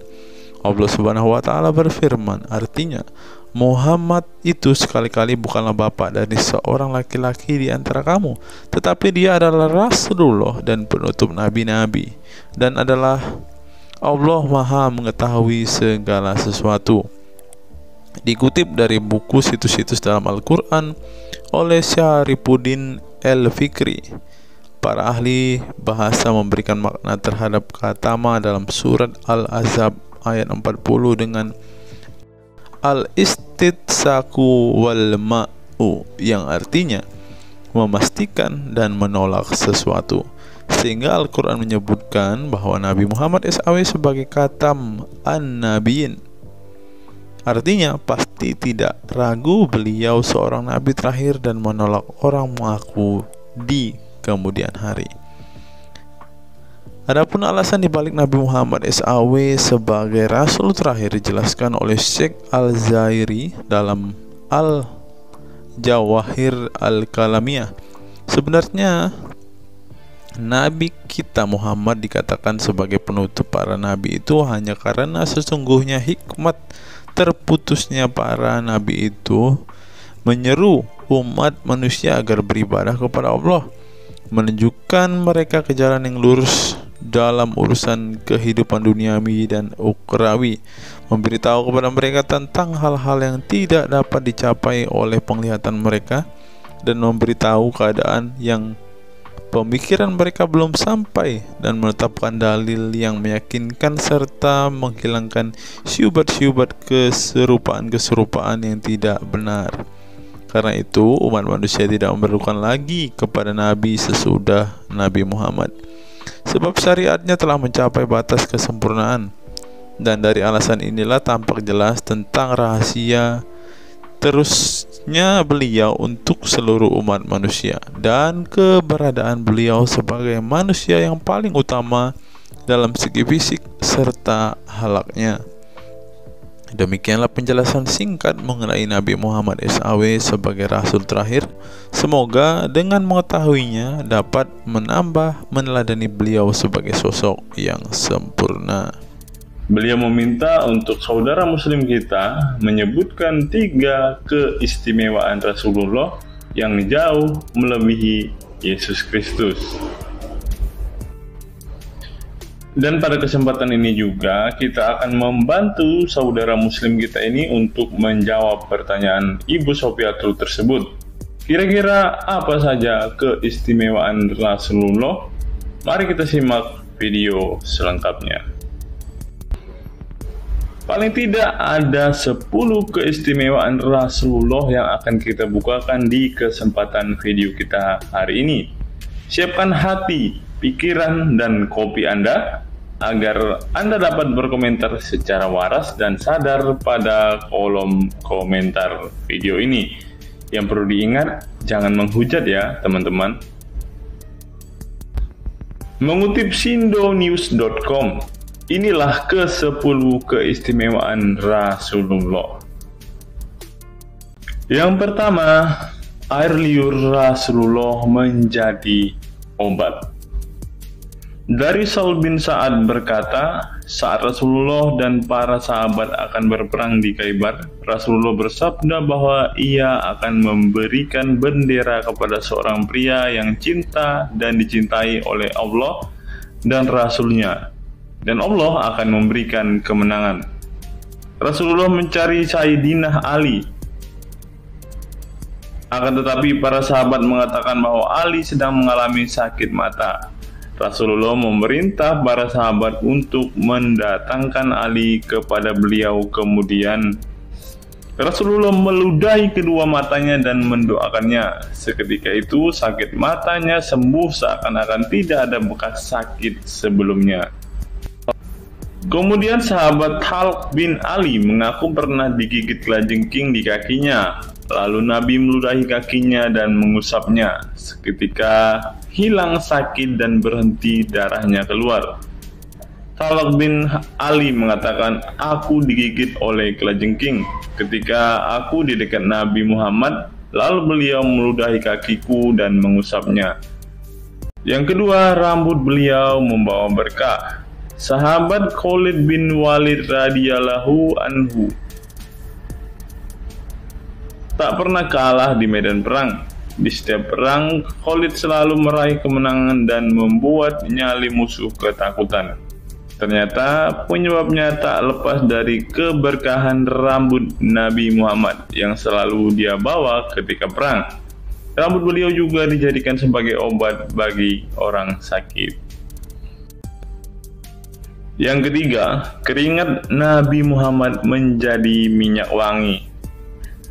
Anas bin Malik menceritakan keberkahan keringat Nabi Muhammad sebagai minyak wangi. Beliau mengatakan, Nabi masuk ke rumah kami dan beliau qailullah, tidur siang di tempat kami. Ketika tidur itu Nabi berkeringat, kemudian ibuku datang membawa botol dan keringat Nabi Muhammad ditampung ke dalam botol itu.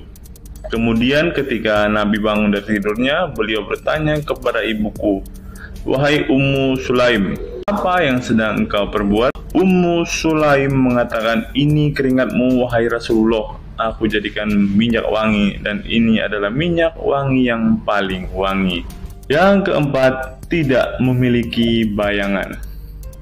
Asyadid Muhammad bin Alawi Al-Maliki dalam kitabnya Mafahim Yazid Antus Hahaha menyebut di antara kekhususan Nabi Muhammad adalah tidak memiliki bayangan. Karena memang beliau adalah cahaya dan cahaya tidak pernah memiliki bayangan. Nabi tidak memiliki bayangan meskipun ada sinar matahari. Ini didukung oleh doa Nabi yang meminta kepada Allah untuk dijadikan sebagai cahaya. Hal ini disebutkan oleh Imam Muslim dalam hadis yang menjelaskan tentang bacaan Nabi dalam doa sujudnya. Ya Allah, jadikanlah di dalam hatiku cahaya, di pendengaranku cahaya, dalam penglihatanku cahaya, di sebelah kananku cahaya, di sebelah kiriku juga cahaya, di depanku cahaya, dan di belakangku cahaya, serta di atasku cahaya, juga di bawahku cahaya, dan jadikanlah untukku cahaya. Dalam riwayat lain juga disebutkan, jadikanlah aku cahaya. Yang kelima, tidak pernah menguap. Dalam kitab Al-Qashais Al-Kubra, Imam Asyuyuti menyebutkan riwayat Nabi Muhammad yang sepanjang hayat tidak pernah menguap. Ditakris oleh Imam Al-Bukhari dalam kitabnya Al-Tariq dan juga Ibnu Abi Saibah dalam Musannafnya, dan dari Isa Ibnu Sa'ad dari Yazid bin Al-Asham, beliau berkata bahwa Nabi Muhammad tidak pernah menguap sama sekali. Yang keenam, hati beliau tidak pernah tidur. Keistimewaan lainnya adalah kedua mata beliau tertidur, namun tidak demikian dengan hati beliau. Suatu waktu Nabi Muhammad pernah ditanya oleh istrinya Sayyidah Aisyah tentang tidurnya selepas sholat witir. Wahai Rasulullah, apakah engkau tidur setelah sholat witir? Beliau menjawab, betul Aisyah, sesungguhnya mataku tertidur dan tetapi hatiku tidak pernah tidur. Ini sejalan dengan apa yang disebutkan beliau bahwa para nabi tidaklah tidur kecuali hanya mata mereka saja yang terpejam. Hati mereka tidak pernah tidur dari berzikir kepada Allah Ta'ala. Dan begitu juga para nabi tidur hanya matanya saja, sedangkan hatinya tidak pernah tidur. Yang ketujuh, jubah beliau sembuhkan orang sakit. Asma bintu Abu Bakar radhiyallahu anhu bertaburuk dengan jubah Nabi. Dari Abdullah bin Kaisan berkata, diperlihatkan kepadaku sebuah jubah tayalisah dari Kisra dan kerahnya berbahan dibaj. Juga kedua sisinya dijahit dengan dibaj.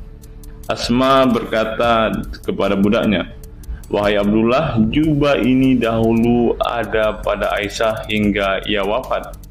Setelah Aisyah wafat, aku pun mengambilnya. Dulu Rasulullah sering memakai jubah ini. Kami pun biasa mencuci jubah ini dengan air untuk menyembuhkan orang yang sakit." 8. Darah bekam Nabi diminum sahabat. Darah Rasulullah benar-benar barokah. Sahabat Abdullah bin Zubair radhiyallahu anhu pernah meminum darah Nabi. Diceritakan Abdullah datang kepada Rasulullah ketika beliau sedang berbekam. Setelah Rasulullah selesai, maka beliau memberikan darah berbekam itu sambil berkata, "Pergilah dan sembunyikan darah ini dari manusia." Maka aku pergi dan meminum darah itu.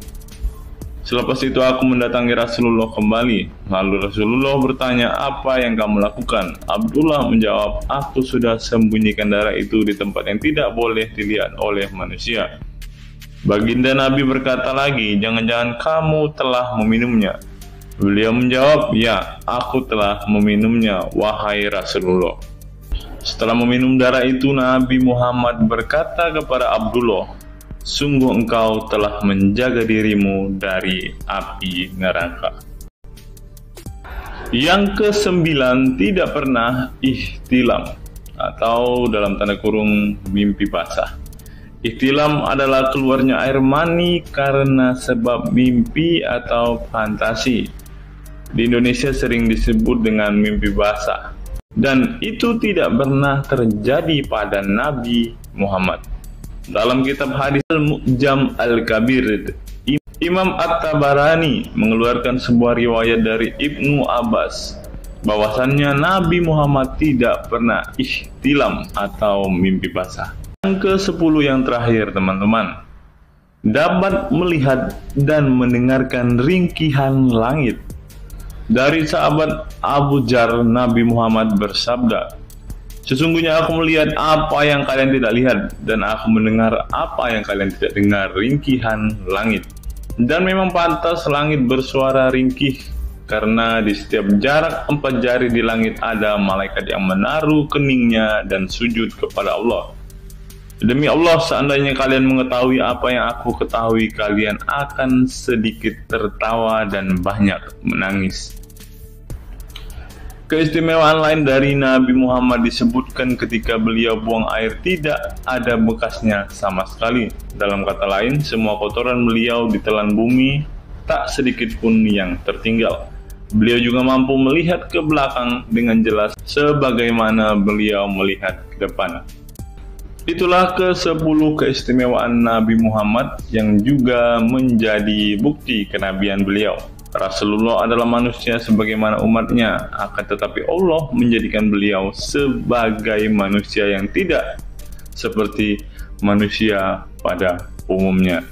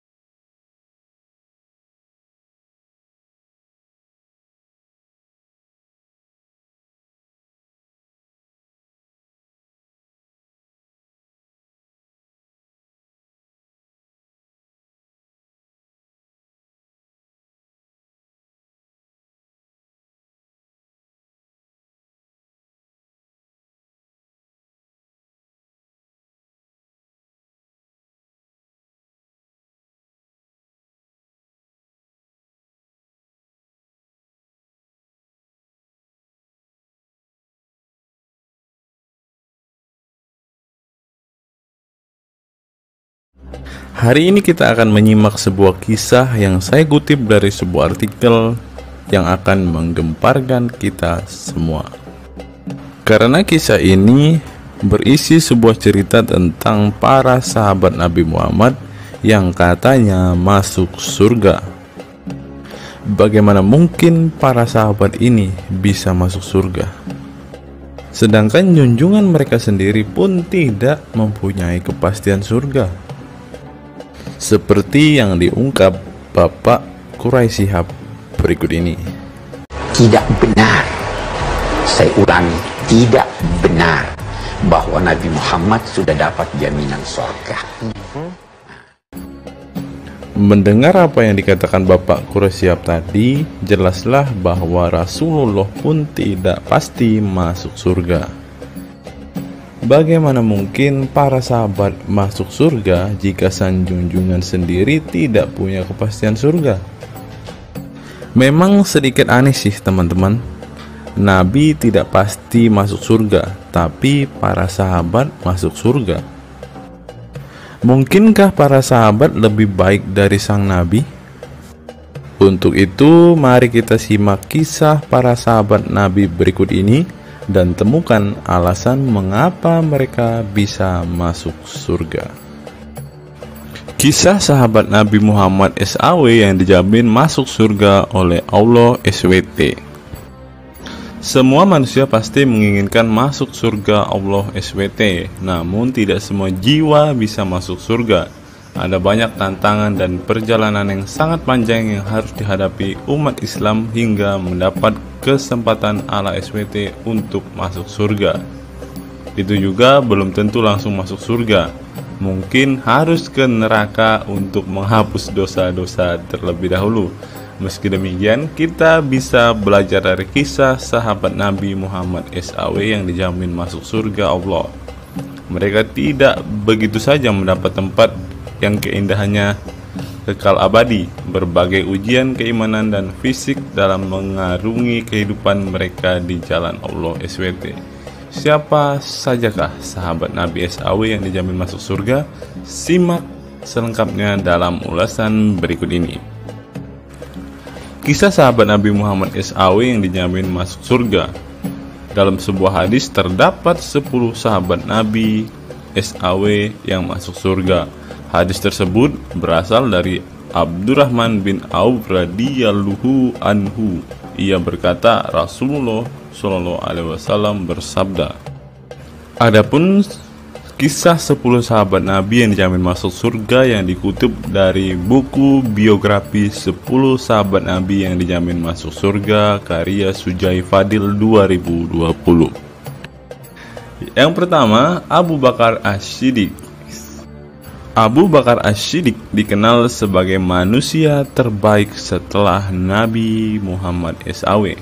Beliaulah orang pertama yang beriman kepada Nabi SAW, menemaninya dan membenarkan perkataannya.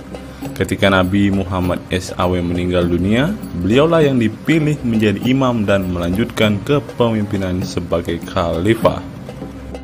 Yang kedua, Umar bin Khattab. Sahabat Nabi Muhammad SAW selanjutnya yang dijamin masuk surga adalah Umar bin Khattab. Dedikasi beliau kepada agama Islam sangatlah besar. Walaupun sebelum ia memutuskan untuk beriman kepada Nabi Muhammad SAW, ia ingin membunuhnya. Setelah masuk agama Islam, Umar bin Khattab menjadi orang yang paling berani dan mendapat gelar Al-Furuq, yang memiliki arti pembeda antara yang benar dan yang salah. Yang ketiga, Utsman bin Affan. Utsman bin Affan merupakan saudagar kaya raya, namun kekayaan tersebut tidak membuatnya sombong, namun kebalikannya. Utsman menggunakan hartanya untuk zakat, sedekah, dan infak. Setelah meninggalnya Umar bin Khattab, beliau melanjutkan kepemimpinannya dan juga melanjutkan tugas untuk menyusun mushaf Al-Quran. Yang keempat, Ali bin Abi Thalib. Ali bin Abi Thalib merupakan sepupu dari Nabi Muhammad SAW, sehingga beliau banyak belajar Islam dari usianya sejak kecil. Ali bin Abi Thalib pernah ditinggal Nabi Muhammad SAW saat perang Tabuk untuk menjaga para wanita dan anak-anak. Setelah meninggalnya Utsman bin Affan, beliau meneruskan kepemimpinannya. Namun di masa kepemimpinannya banyak sekali pertentangan dan perpecahan kelompok dengan pemikiran masing-masing. Talhah bin Ubaidillah. Meski tak seterkenal para khulafaur rasyidin, namun beliau merupakan sosok perlindung bagi Nabi Muhammad dalam perang Uhud dengan menangkis anak panah dengan tangannya hingga kehilangan jari-jarinya. Selain itu, Thalib bin Ubaidillah disanjung karena kebaikan hati dan sedekah beliau. Yang keenam, Zubair bin Awam. Zubair bin Awam merupakan orang pertama yang berani mencabut pedangnya di jalan Allah SWT saat ia menduga ada orang musyrik yang sewenang-wenang kepada Nabi Muhammad SWT. Perjuangannya untuk masuk ke Islam tidaklah mudah. Beliau sempat disiksa oleh pamannya sendiri agar tidak mengikut Nabi Muhammad SAW. Yang ketujuh, Abdurrahman bin Auf. Abdurrahman bin Auf merupakan seorang saudagar yang kaya raya. Walaupun seorang yang berlimpah harta, beliau banyak menggunakan hartanya untuk kaum muslimin. Ketika mendengar bahwa dirinya akan masuk surga, Abdurrahman bin Auf khawatir apakah layak masuk surga dan merasa dirinya bukanlah siapa-siapa. Yang kedelapan, Sa'ad bin Abi Waqqas. Sa'ad bin Abi Waqqas merupakan paman Nabi Muhammad SAW dari ibunya. Ketika mendengar Islam di Mekah, Sa'ad langsung menghampiri Nabi Muhammad SAW untuk beriman kepada Allah SWT dan Rasulnya. Sa'ad bin Abi Waqqas merupakan orang pertama yang meletakkan anak panah di jalan Allah SWT. Beliau juga dipilih menjadi komandan perang Qadisiyah dan diangkat menjadi gubernur Kufah di masa kepemimpinan Utsman bin Affan. Yang kesembilan, Sa'id bin Zaid. Apabila seseorang yang mampu membuat Umar bin Khattab yang keras bisa masuk ke dalam Islam, beliau adalah Sa'id bin Zaid dan istrinya Fatimah bin Khattab. Beliau mengadakan pertemuan di Darul Arqam dan sebelumnya menyampaikan dakwah di dalamnya. Sa'id bin Zaid tidak pernah absen dari peristiwa penting dan peperangan bersama Nabi Muhammad SAW kecuali di perang Badar. Yang ke-10, Abu Ubaidah bin Zarah. Abu Ubaidah bin Zarah merupakan seorang sahabat Nabi Muhammad yang lemah lembut namun cekatan. Beliau termasuk salah satu generasi pertama yang masuk Islam. Ketika perang Uhud, 2 gigi depannya copot, malah tampilan dirinya makin bagus. Giginya ompong dikarenakan ia mencabut 2 rantai yang masuk melalui lubang kancing topi besi di wajah Nabi Muhammad SAW karena terkena tebasan. Dari 10 kisah tadi, semua sahabat Nabi itu terkenal dengan perbuatan baiknya. Apakah standar umat muslim masuk surga adalah dengan berbuat baik? Perbuatan baik tentu tidak dapat menyelamatkan. Seorang ustadz pernah berkata seperti ini. Mengantarkan kita masuk ke surga itu bukan amal perbuatan kita. Kita semua masuk ke dalam surga Allah kelak itu lantaran mendapat anugerah dari Allah dan mendapat rahmat dari Allah. Jadi bukan karena amal ibadah kita. Apa tanggapan teman-teman setelah menyimak kisah ini? Silahkan tulis komentar waras teman-teman di kolom komentar video ini. Sekian video saya hari ini. Kiranya video hari ini bisa memberikan pengetahuan baru bagi kita semua. Salam waras, salam sadar, sampai bertemu di video-video saya berikutnya. Tuhan Yesus memberkati kita sekalian.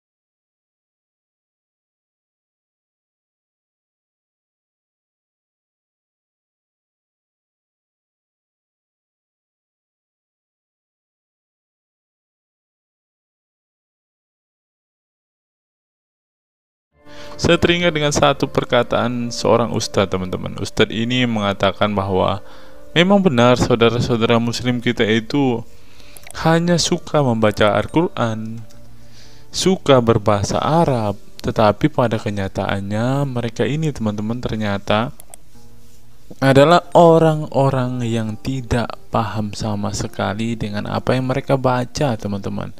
Dan akhirnya Ustadz ini mengatakan bahwa saudara-saudara muslim kita ini seperti keledai, teman-teman. Mari kita dengarkan apa yang disampaikan Ustadz ini. Kita bangga menghafal Al-Quran tapi tidak memahami Al-Quran.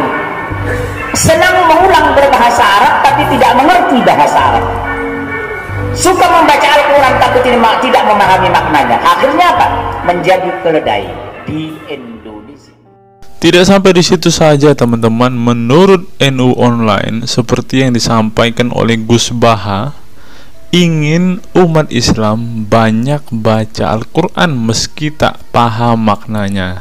Teman-teman bisa baca sendiri ya judul artikel ini. Artikel ini mengatakan seorang Gus ingin umatnya itu semua umatnya dia ingin bahwa mereka harus mau dan rajin membaca Al-Quran, teman-teman.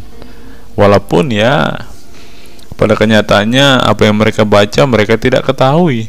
Apa yang mereka baca mereka tidak tahu maknanya, teman-teman. Mari kita dengarkan dan lihat apa isi dari artikel yang diransir oleh NU Online ini, teman-teman.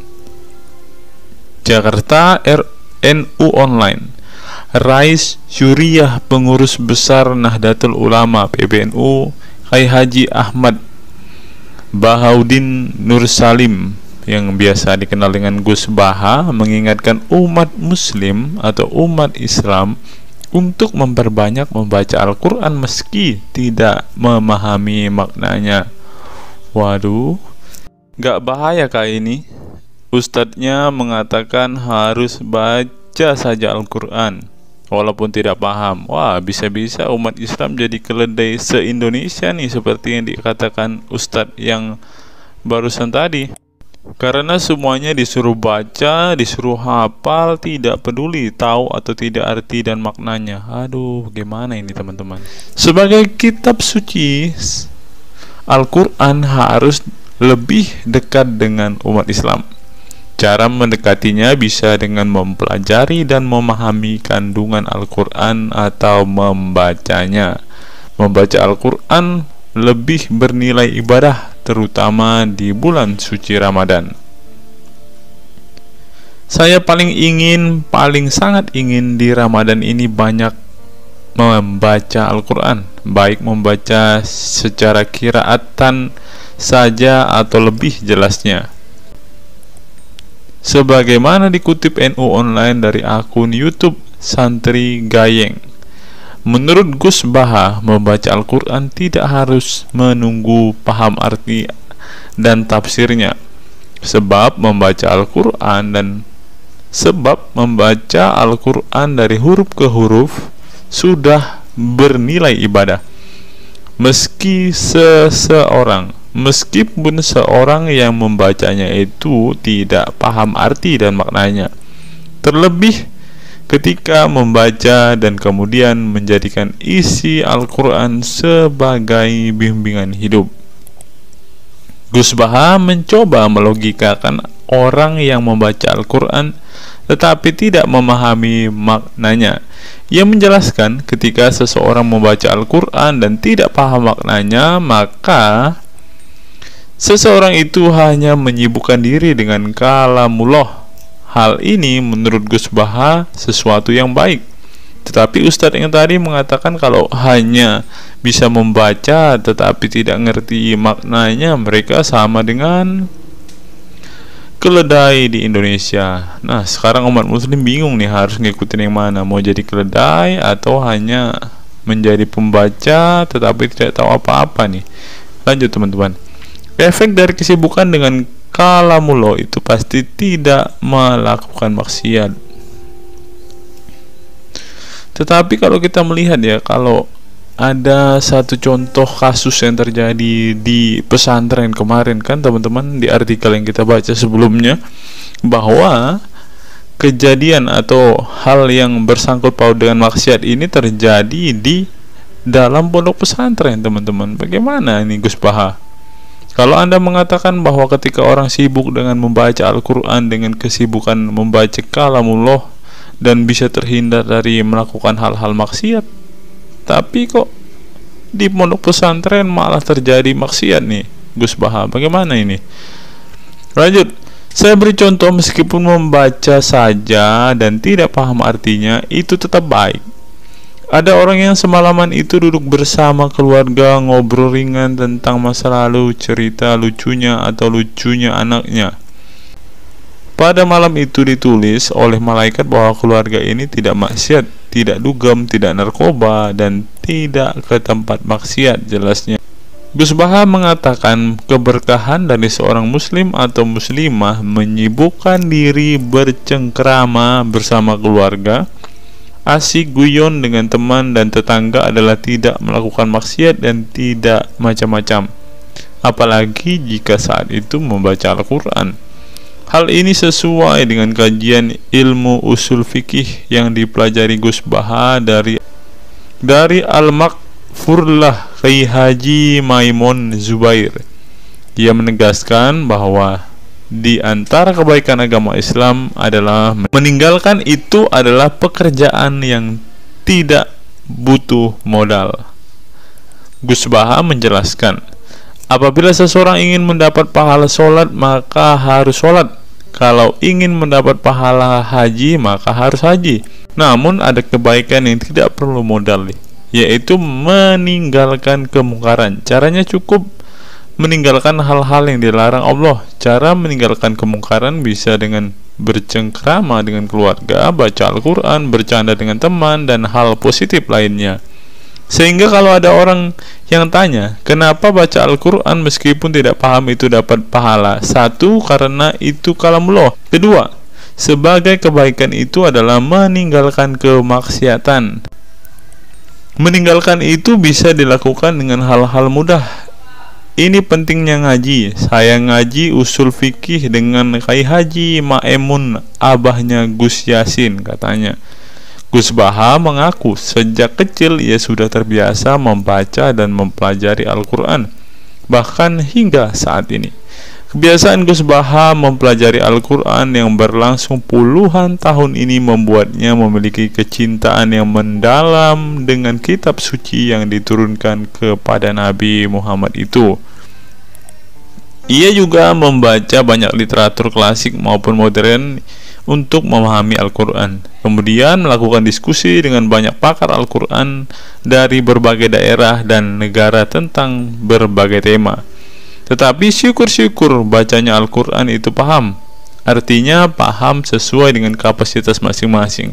Saya mulai kecil hingga sekarang masih ngaji Al-Quran, masih belajar, juga masih terus mencari ilmu, ucap pengasuh pondok pesantren Tahfidzul Quran LP3 IA Rembang, Jawa Tengah itu.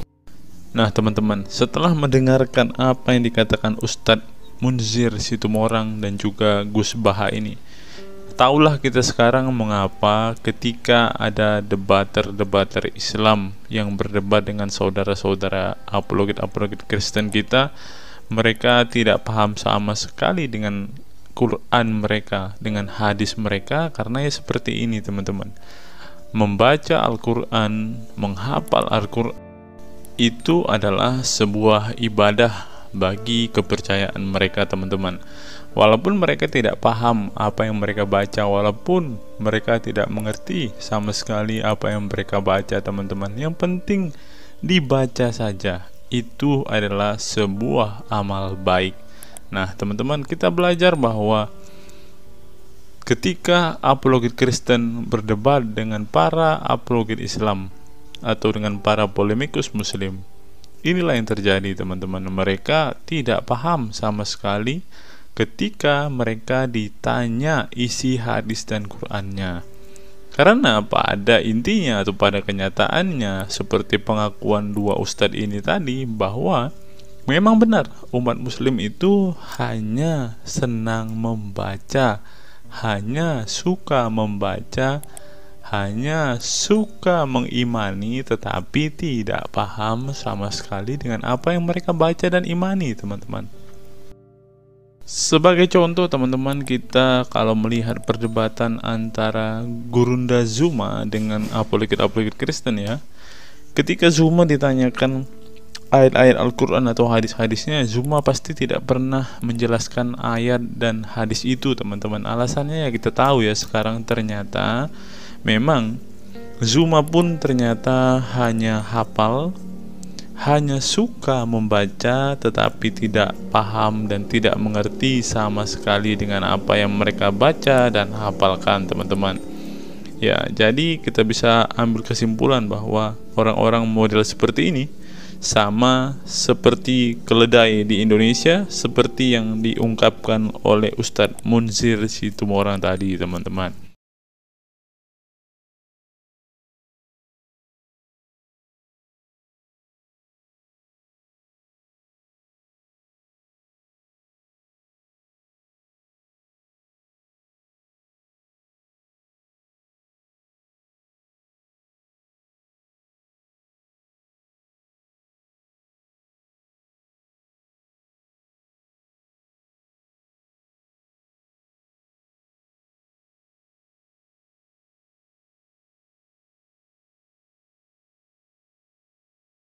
Fenomena pemurtadan dan kelompok Islam radikal. Sejumlah sarjana Islam mengemukakan hukuman seorang murtad adalah hak prerogatif Tuhan, bukan wewenang manusia. Masalah pemurtadan selalu menjadi isu penting dalam sejarah wacana keislaman. Dalam Islam, tindakan atau sikap seseorang muslim meninggalkan agama Islam, baik dengan perkataan maupun dengan perbuatan, disebut dengan ridah atau irtidad dalam bahasa Arab. Dan orang muslim yang melakukan tindakan ini disebut murtad. Nah, seperti yang dikatakan oleh Yakut tadi, teman-teman, dengan mengatakan toa itu seperti gonggongan anjing, dia sudah murtad, teman-teman. Itulah sebabnya saudara-saudara muslim menganjurkan dia untuk istighfar dan mengucapkan 2 kalimat syahadat kembali. Lanjut. Seorang dikatakan murtad belum tentu mereka pindah atau konversi ke agama baru. Bisa juga mereka kemudian memilih untuk tidak beragama, menjadi sekuler, ateis, agnostik, dan lain sebagainya.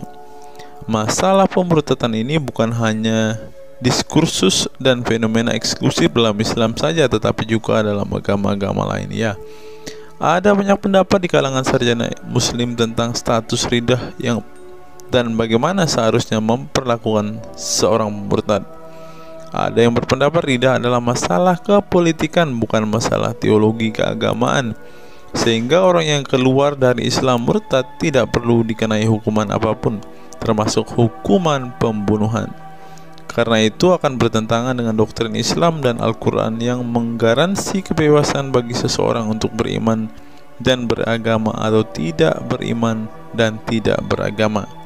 Bagi mereka, sejarah hukuman pembunuhan bagi orang-orang yang keluar dari Islam lebih mengacu pada fenomena dan alasan sosial politik belaka. Dengan kata lain, kata murtad bagi mereka mengacu pada pengertian pembangkangan politik ketimbang pemberontakan teologis. Tak ada konsensus mengenainya. Tetapi ada pula yang berargumen bahwa masalah pemurtadan adalah masalah teologi keagamaan, sehingga orang yang mendeklarasikan diri keluar dari Islam harus dihukum bunuh seperti yang dipraktikkan oleh generasi Islam pasca wafatnya Nabi Muhammad. Menariknya, sejumlah sarjana Islam terkemuka, baik klasik maupun kontemporer, baik Sunni maupun Syiah, sebut saja seperti Muhammad bin Ahmad al-Saraki, Abu al-Walid al-Baji, Ibrahim al-Naqi, Ibnu al-Human, Buharuddin al-Mahinani hingga Ali Goma, Husin Ali Mutazir, Zafed Ahmad Gamidi, dan Torik Ramadan menyatakan tidak ada konsensus dari para ulama tentang hukuman bunuh bagi seorang murtad. Mereka juga menegaskan bahwa hukuman seorang murtad adalah hak prerogatif Tuhan, bukan wewenang manusia.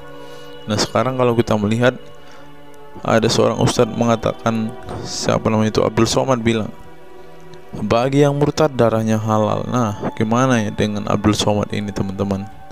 Dia sudah tidak menghidupi apa yang diajarkan oleh pendahulu-pendahulunya, teman-teman.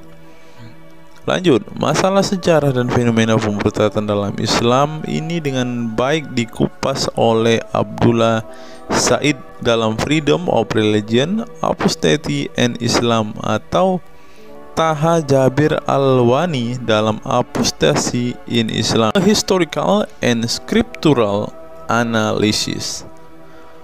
Tulisanku ini tak bermaksud membahas secara lebih dalam dan detail tentang pemurtadan ini, tetapi ingin menyajikan sejumlah fenomena pemurtadan di kalangan masyarakat Islam kontemporer, di mana banyak orang-orang yang memilih keluar dari Islam bukan lantaran menghadapi peliknya masalah teologi keislaman misalnya, melainkan dikarenakan telah muak menyaksikan perilaku Islam itu sendiri, khususnya kalangan muslim ekstremis. Nah, ini juga yang buat saudara-saudara kita muslim murtad, teman-teman. Nggak tahu ya Abdul Somad termasuk orang yang Islam atau muslim yang ekstremis atau enggak ya, karena dia bilang siapa yang murtad darahnya halal. Bisa jadi Somad salah satu Islam ekstremis. Berikutnya, faktor trauma. Bagi kelompok Islam militan konservatif, pemurtadan adalah tindakan haram dan kaum murtad harus dibunuh. Tetapi mereka tidak menyadari bahwa banyak kaum Islam yang memilih menjadi murtad justru karena mereka trauma dengan perilaku brutal kelompok radikal Islam itu sendiri. Lihat misalnya penuturan sejumlah mantan muslim dalam buku Living Islam, Apostate Speak Out, yang diedit oleh Ibnu Warak, nama samaran, seorang pensiunan Islam kelahiran Rajkot, India. Dalam buku yang sangat provokatif ini, sejumlah ex-muslim bersuara keras memberi kesaksian tentang kebobrokan perilaku kelompok muslim radikal di negara-negara yang mayoritas berpenduduk muslim seperti Pakistan, Bangladesh, Aljazair, Iran, Afghanistan, dan lain sebagainya. Para penulis buku ini sebelumnya merupakan para sarjana aktivis muslim yang taat saleh sampai akhirnya mereka menyaksikan momen-momen mengerikan dalam hidup mereka hingga akhirnya mereka menyatakan goodbye pada Islam. Lihat teman-teman, mereka ini adalah saksi keekstriman Islam, teman-teman. Kini mereka memilih menjadi Kristen, agnostik, ateis, humanis, sekularis, free thinker, dan lain sebagainya. Setelah mendeklarasikan dari emoh pada Islam, mereka kemudian pada umumnya memilih tinggal di Barat, khususnya Amerika Serikat, Kanada, Eropa Barat, dan Australia. Karena kalau mereka tinggal di Arab ya pasti dipenggal, teman-teman. Sebagai suaka baru mereka dengan pertimbangan satu, masalah ketidakamanan jika mereka tinggal di negara asal mereka, sebab seorang yang pindah agama dihukumi murtad dan mereka itu bisa dibunuh. Nah, benar apa yang saya katakan tadi kan, teman-teman.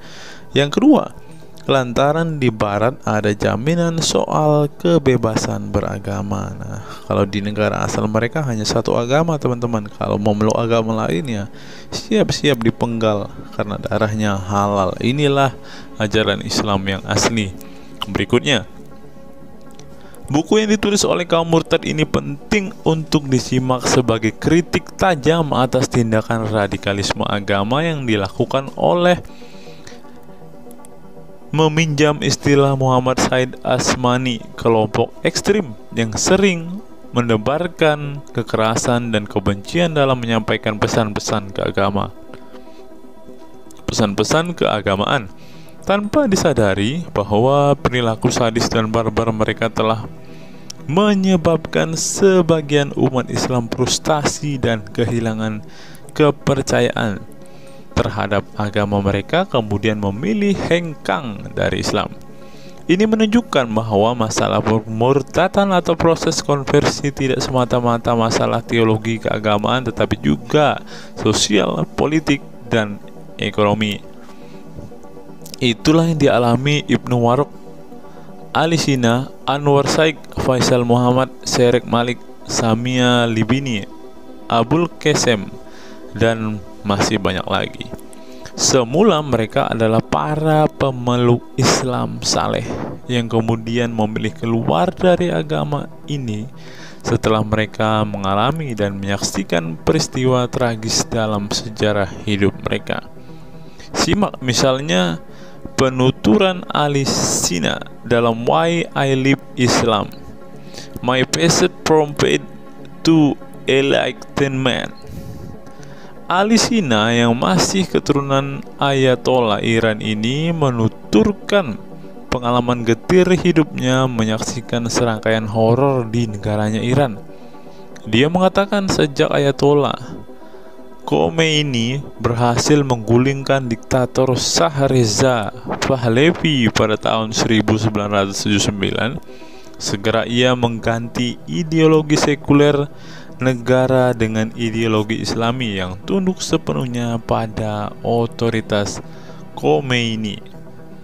Masih menurut Ali Sina, alih-alih ingin menegakkan kedaulat Tuhan, dalam praktiknya yang terjadi justru penegak kedaulatan Khomeini, di mana melalui agen rahasianya yang bernama Saza Mene Atelaat Fa Amniate Keskharar, yang disingkat Sefak, dia dan para pendukungnya menghancurkan siapapun yang tidak mau tunduk pada otoritas politik keagamaannya, termasuk bekas sekutunya.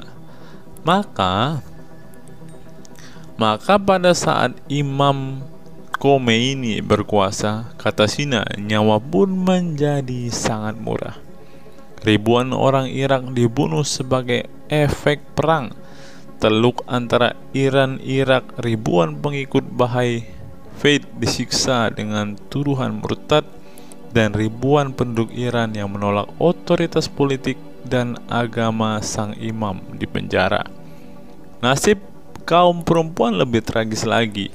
Sebelum dibunuh, mereka diperkosa oleh tentara syariat dengan alasan sebagai imbalan pembangkangan kepada sang ayatollah sekaligus tiket menuju surga. Oh, ngeri teman-teman, tiket menuju surga. Peristiwa tragis semasa rezim Khomeini ini membuat Ali Sina trauma dan kehilangan kepercayaan terhadap Islam sehingga ia memilih murtad. Sekarang ia mendirikan Faith Freedom Foundation untuk mengadvokasi orang-orang yang ingin meninggalkan Islam. Selain Ali Sina, pengalaman getir juga dialami oleh Abul Qasem Bangladesh, Syarek Malik Pakistan, Anwar Saik Pakistan Bertain, Nadia dari Maroko, Samia Libina dari Tunisia, Azad dari India, dan masih banyak lagi. Setelah mengalami dan menyaksikan sejumlah peristiwa tragis kekerasan agama yang dilakukan kaum muslim radikal di negara mereka, mereka kemudian hijrah ke iman yang baru. Memang tidak bisa dipungkiri di negara-negara berbasis Islam itu telah terjadi sejumlah peristiwa sadis yang dilakukan sekelompok rezim muslim militan dan kaum radikal agama demi ambisi politik kekuasaan mereka. Atas nama agama dan penegakan syariat Islam, mereka melakukan serangkaian teror dan kekerasan terhadap kelompok minoritas dan lawan-lawan politik agamanya. Penulis perempuan Mesir Bat Ye'or telah menunjukkan dengan baik sebagian dari sejarah gelap radikalisme kelompok militan konservatif terhadap kaum minoritas ini dalam buku The Decline of Eastern Christianity Under Islam From Jihad to Dhimmitud. Dalam buku ini, dia berpendapat bahwa konsep dhimmi, khususnya Kristen dan Yahudi yang secara literal mengacu pada definisi protected people, orang-orang yang dilindungi, dalam realitasnya justru menjadi kelompok yang diperas, dieksploitasi, karena di samping dipaksa membayar pajak pada pemerintah, mereka tidak pernah menikmati hak-hak sipil sebagai warga negara. Di negara-negara berbasis syariat Islam, mereka memang menjadi warga negara kelas 2, kalau bukan malah tidak berkelas lagi. Wah. Tidak hanya non-muslim saja, kaum muslim yang kebetulan berseberangan dengan ideologi dan aliran keagamaan rezim penguasa, baik rezim Sunni maupun Syiah, juga mendapat perlakuan kejam dan diskriminatif. Sebagian dari kaum muslim yang dizolimi oleh rezim Islam ekstrem ini masih bertahan memeluk Islam. Tetapi sebagian lain lebih memilih kabur ke negeri lain dan emoh memeluk Islam lagi. Ilustrasi di atas merupakan peringatan keras sekaligus memberi pelajaran berharga bagi umat Islam. Dengarnya saudara-saudara Islam, khususnya kelompok muslim militan konservatif yang selama ini getol berdakwah dengan cara-cara kekerasan dan intoleran. Perilaku brutal dan aksi-aksi kekerasan yang mereka lakukan tidak hanya menyebabkan simpati publik terhadap kaum muslim merosot, atau melorotnya tingkat kepercayaan publik terhadap Islam sebagai agama damai, toleran, pluralis, dan rahmatan lil alamin. Tetapi lebih dari itu, tindakan konyol kaum radikal agama ini telah menyebabkan pemurtadan sebagian umat Islam itu sendiri. Kedepan kaum muslim harus menebarkan Islam dengan cara-cara damai, santun, dan toleran, bukan dengan tindakan keras, kasar, dan intoleran yang justru merugikan Islam dan kaum muslim itu sendiri. Jika memang Islam itu agama rahmat bagi alam semesta, maka buktikan itu dengan tindakan nyata. Wallahu alam bishawab. Nah, itulah fakta-fakta yang bisa saya sampaikan pada kesempatan hari ini, teman-teman. Kiranya fakta-fakta ini dapat membuat kita semua sebagai umat Kristen semakin bersemangat berdoa, terlebih memberitakan Injil kepada saudara-saudara muslim kita yang benar-benar rindu, yang benar-benar ingin dan haus mendengarkan kabar baik, teman-teman. Karena Alkitab memang mengatakan ada orang-orang yang hatinya sudah tertutup untuk Injil dan mereka tidak akan pernah mendengarkan kabar baik itu. Bagi saudara-saudara muslimku, segeralah murtad, karena sesuai dengan apa yang kita bacakan hari ini, banyak sekali fakta-fakta yang di luar nalar yang bisa menjadi alasan kalian untuk meninggalkan agama Islam. Apa pendapat teman-teman setelah menyimak video ini? Silahkan tuliskan komentar waras teman-teman di kolom komentar video ini, agar banyak orang semakin waras dan semakin sadar bahwa hanya Yesuslah satu-satunya Tuhan dan Juru Selamat. Hanya Yesuslah satu-satunya yang menyediakan surga bagi setiap orang yang percaya kepadanya. Salam waras, salam sadar. Sampai bertemu di video-video kita berikutnya. God be with you all.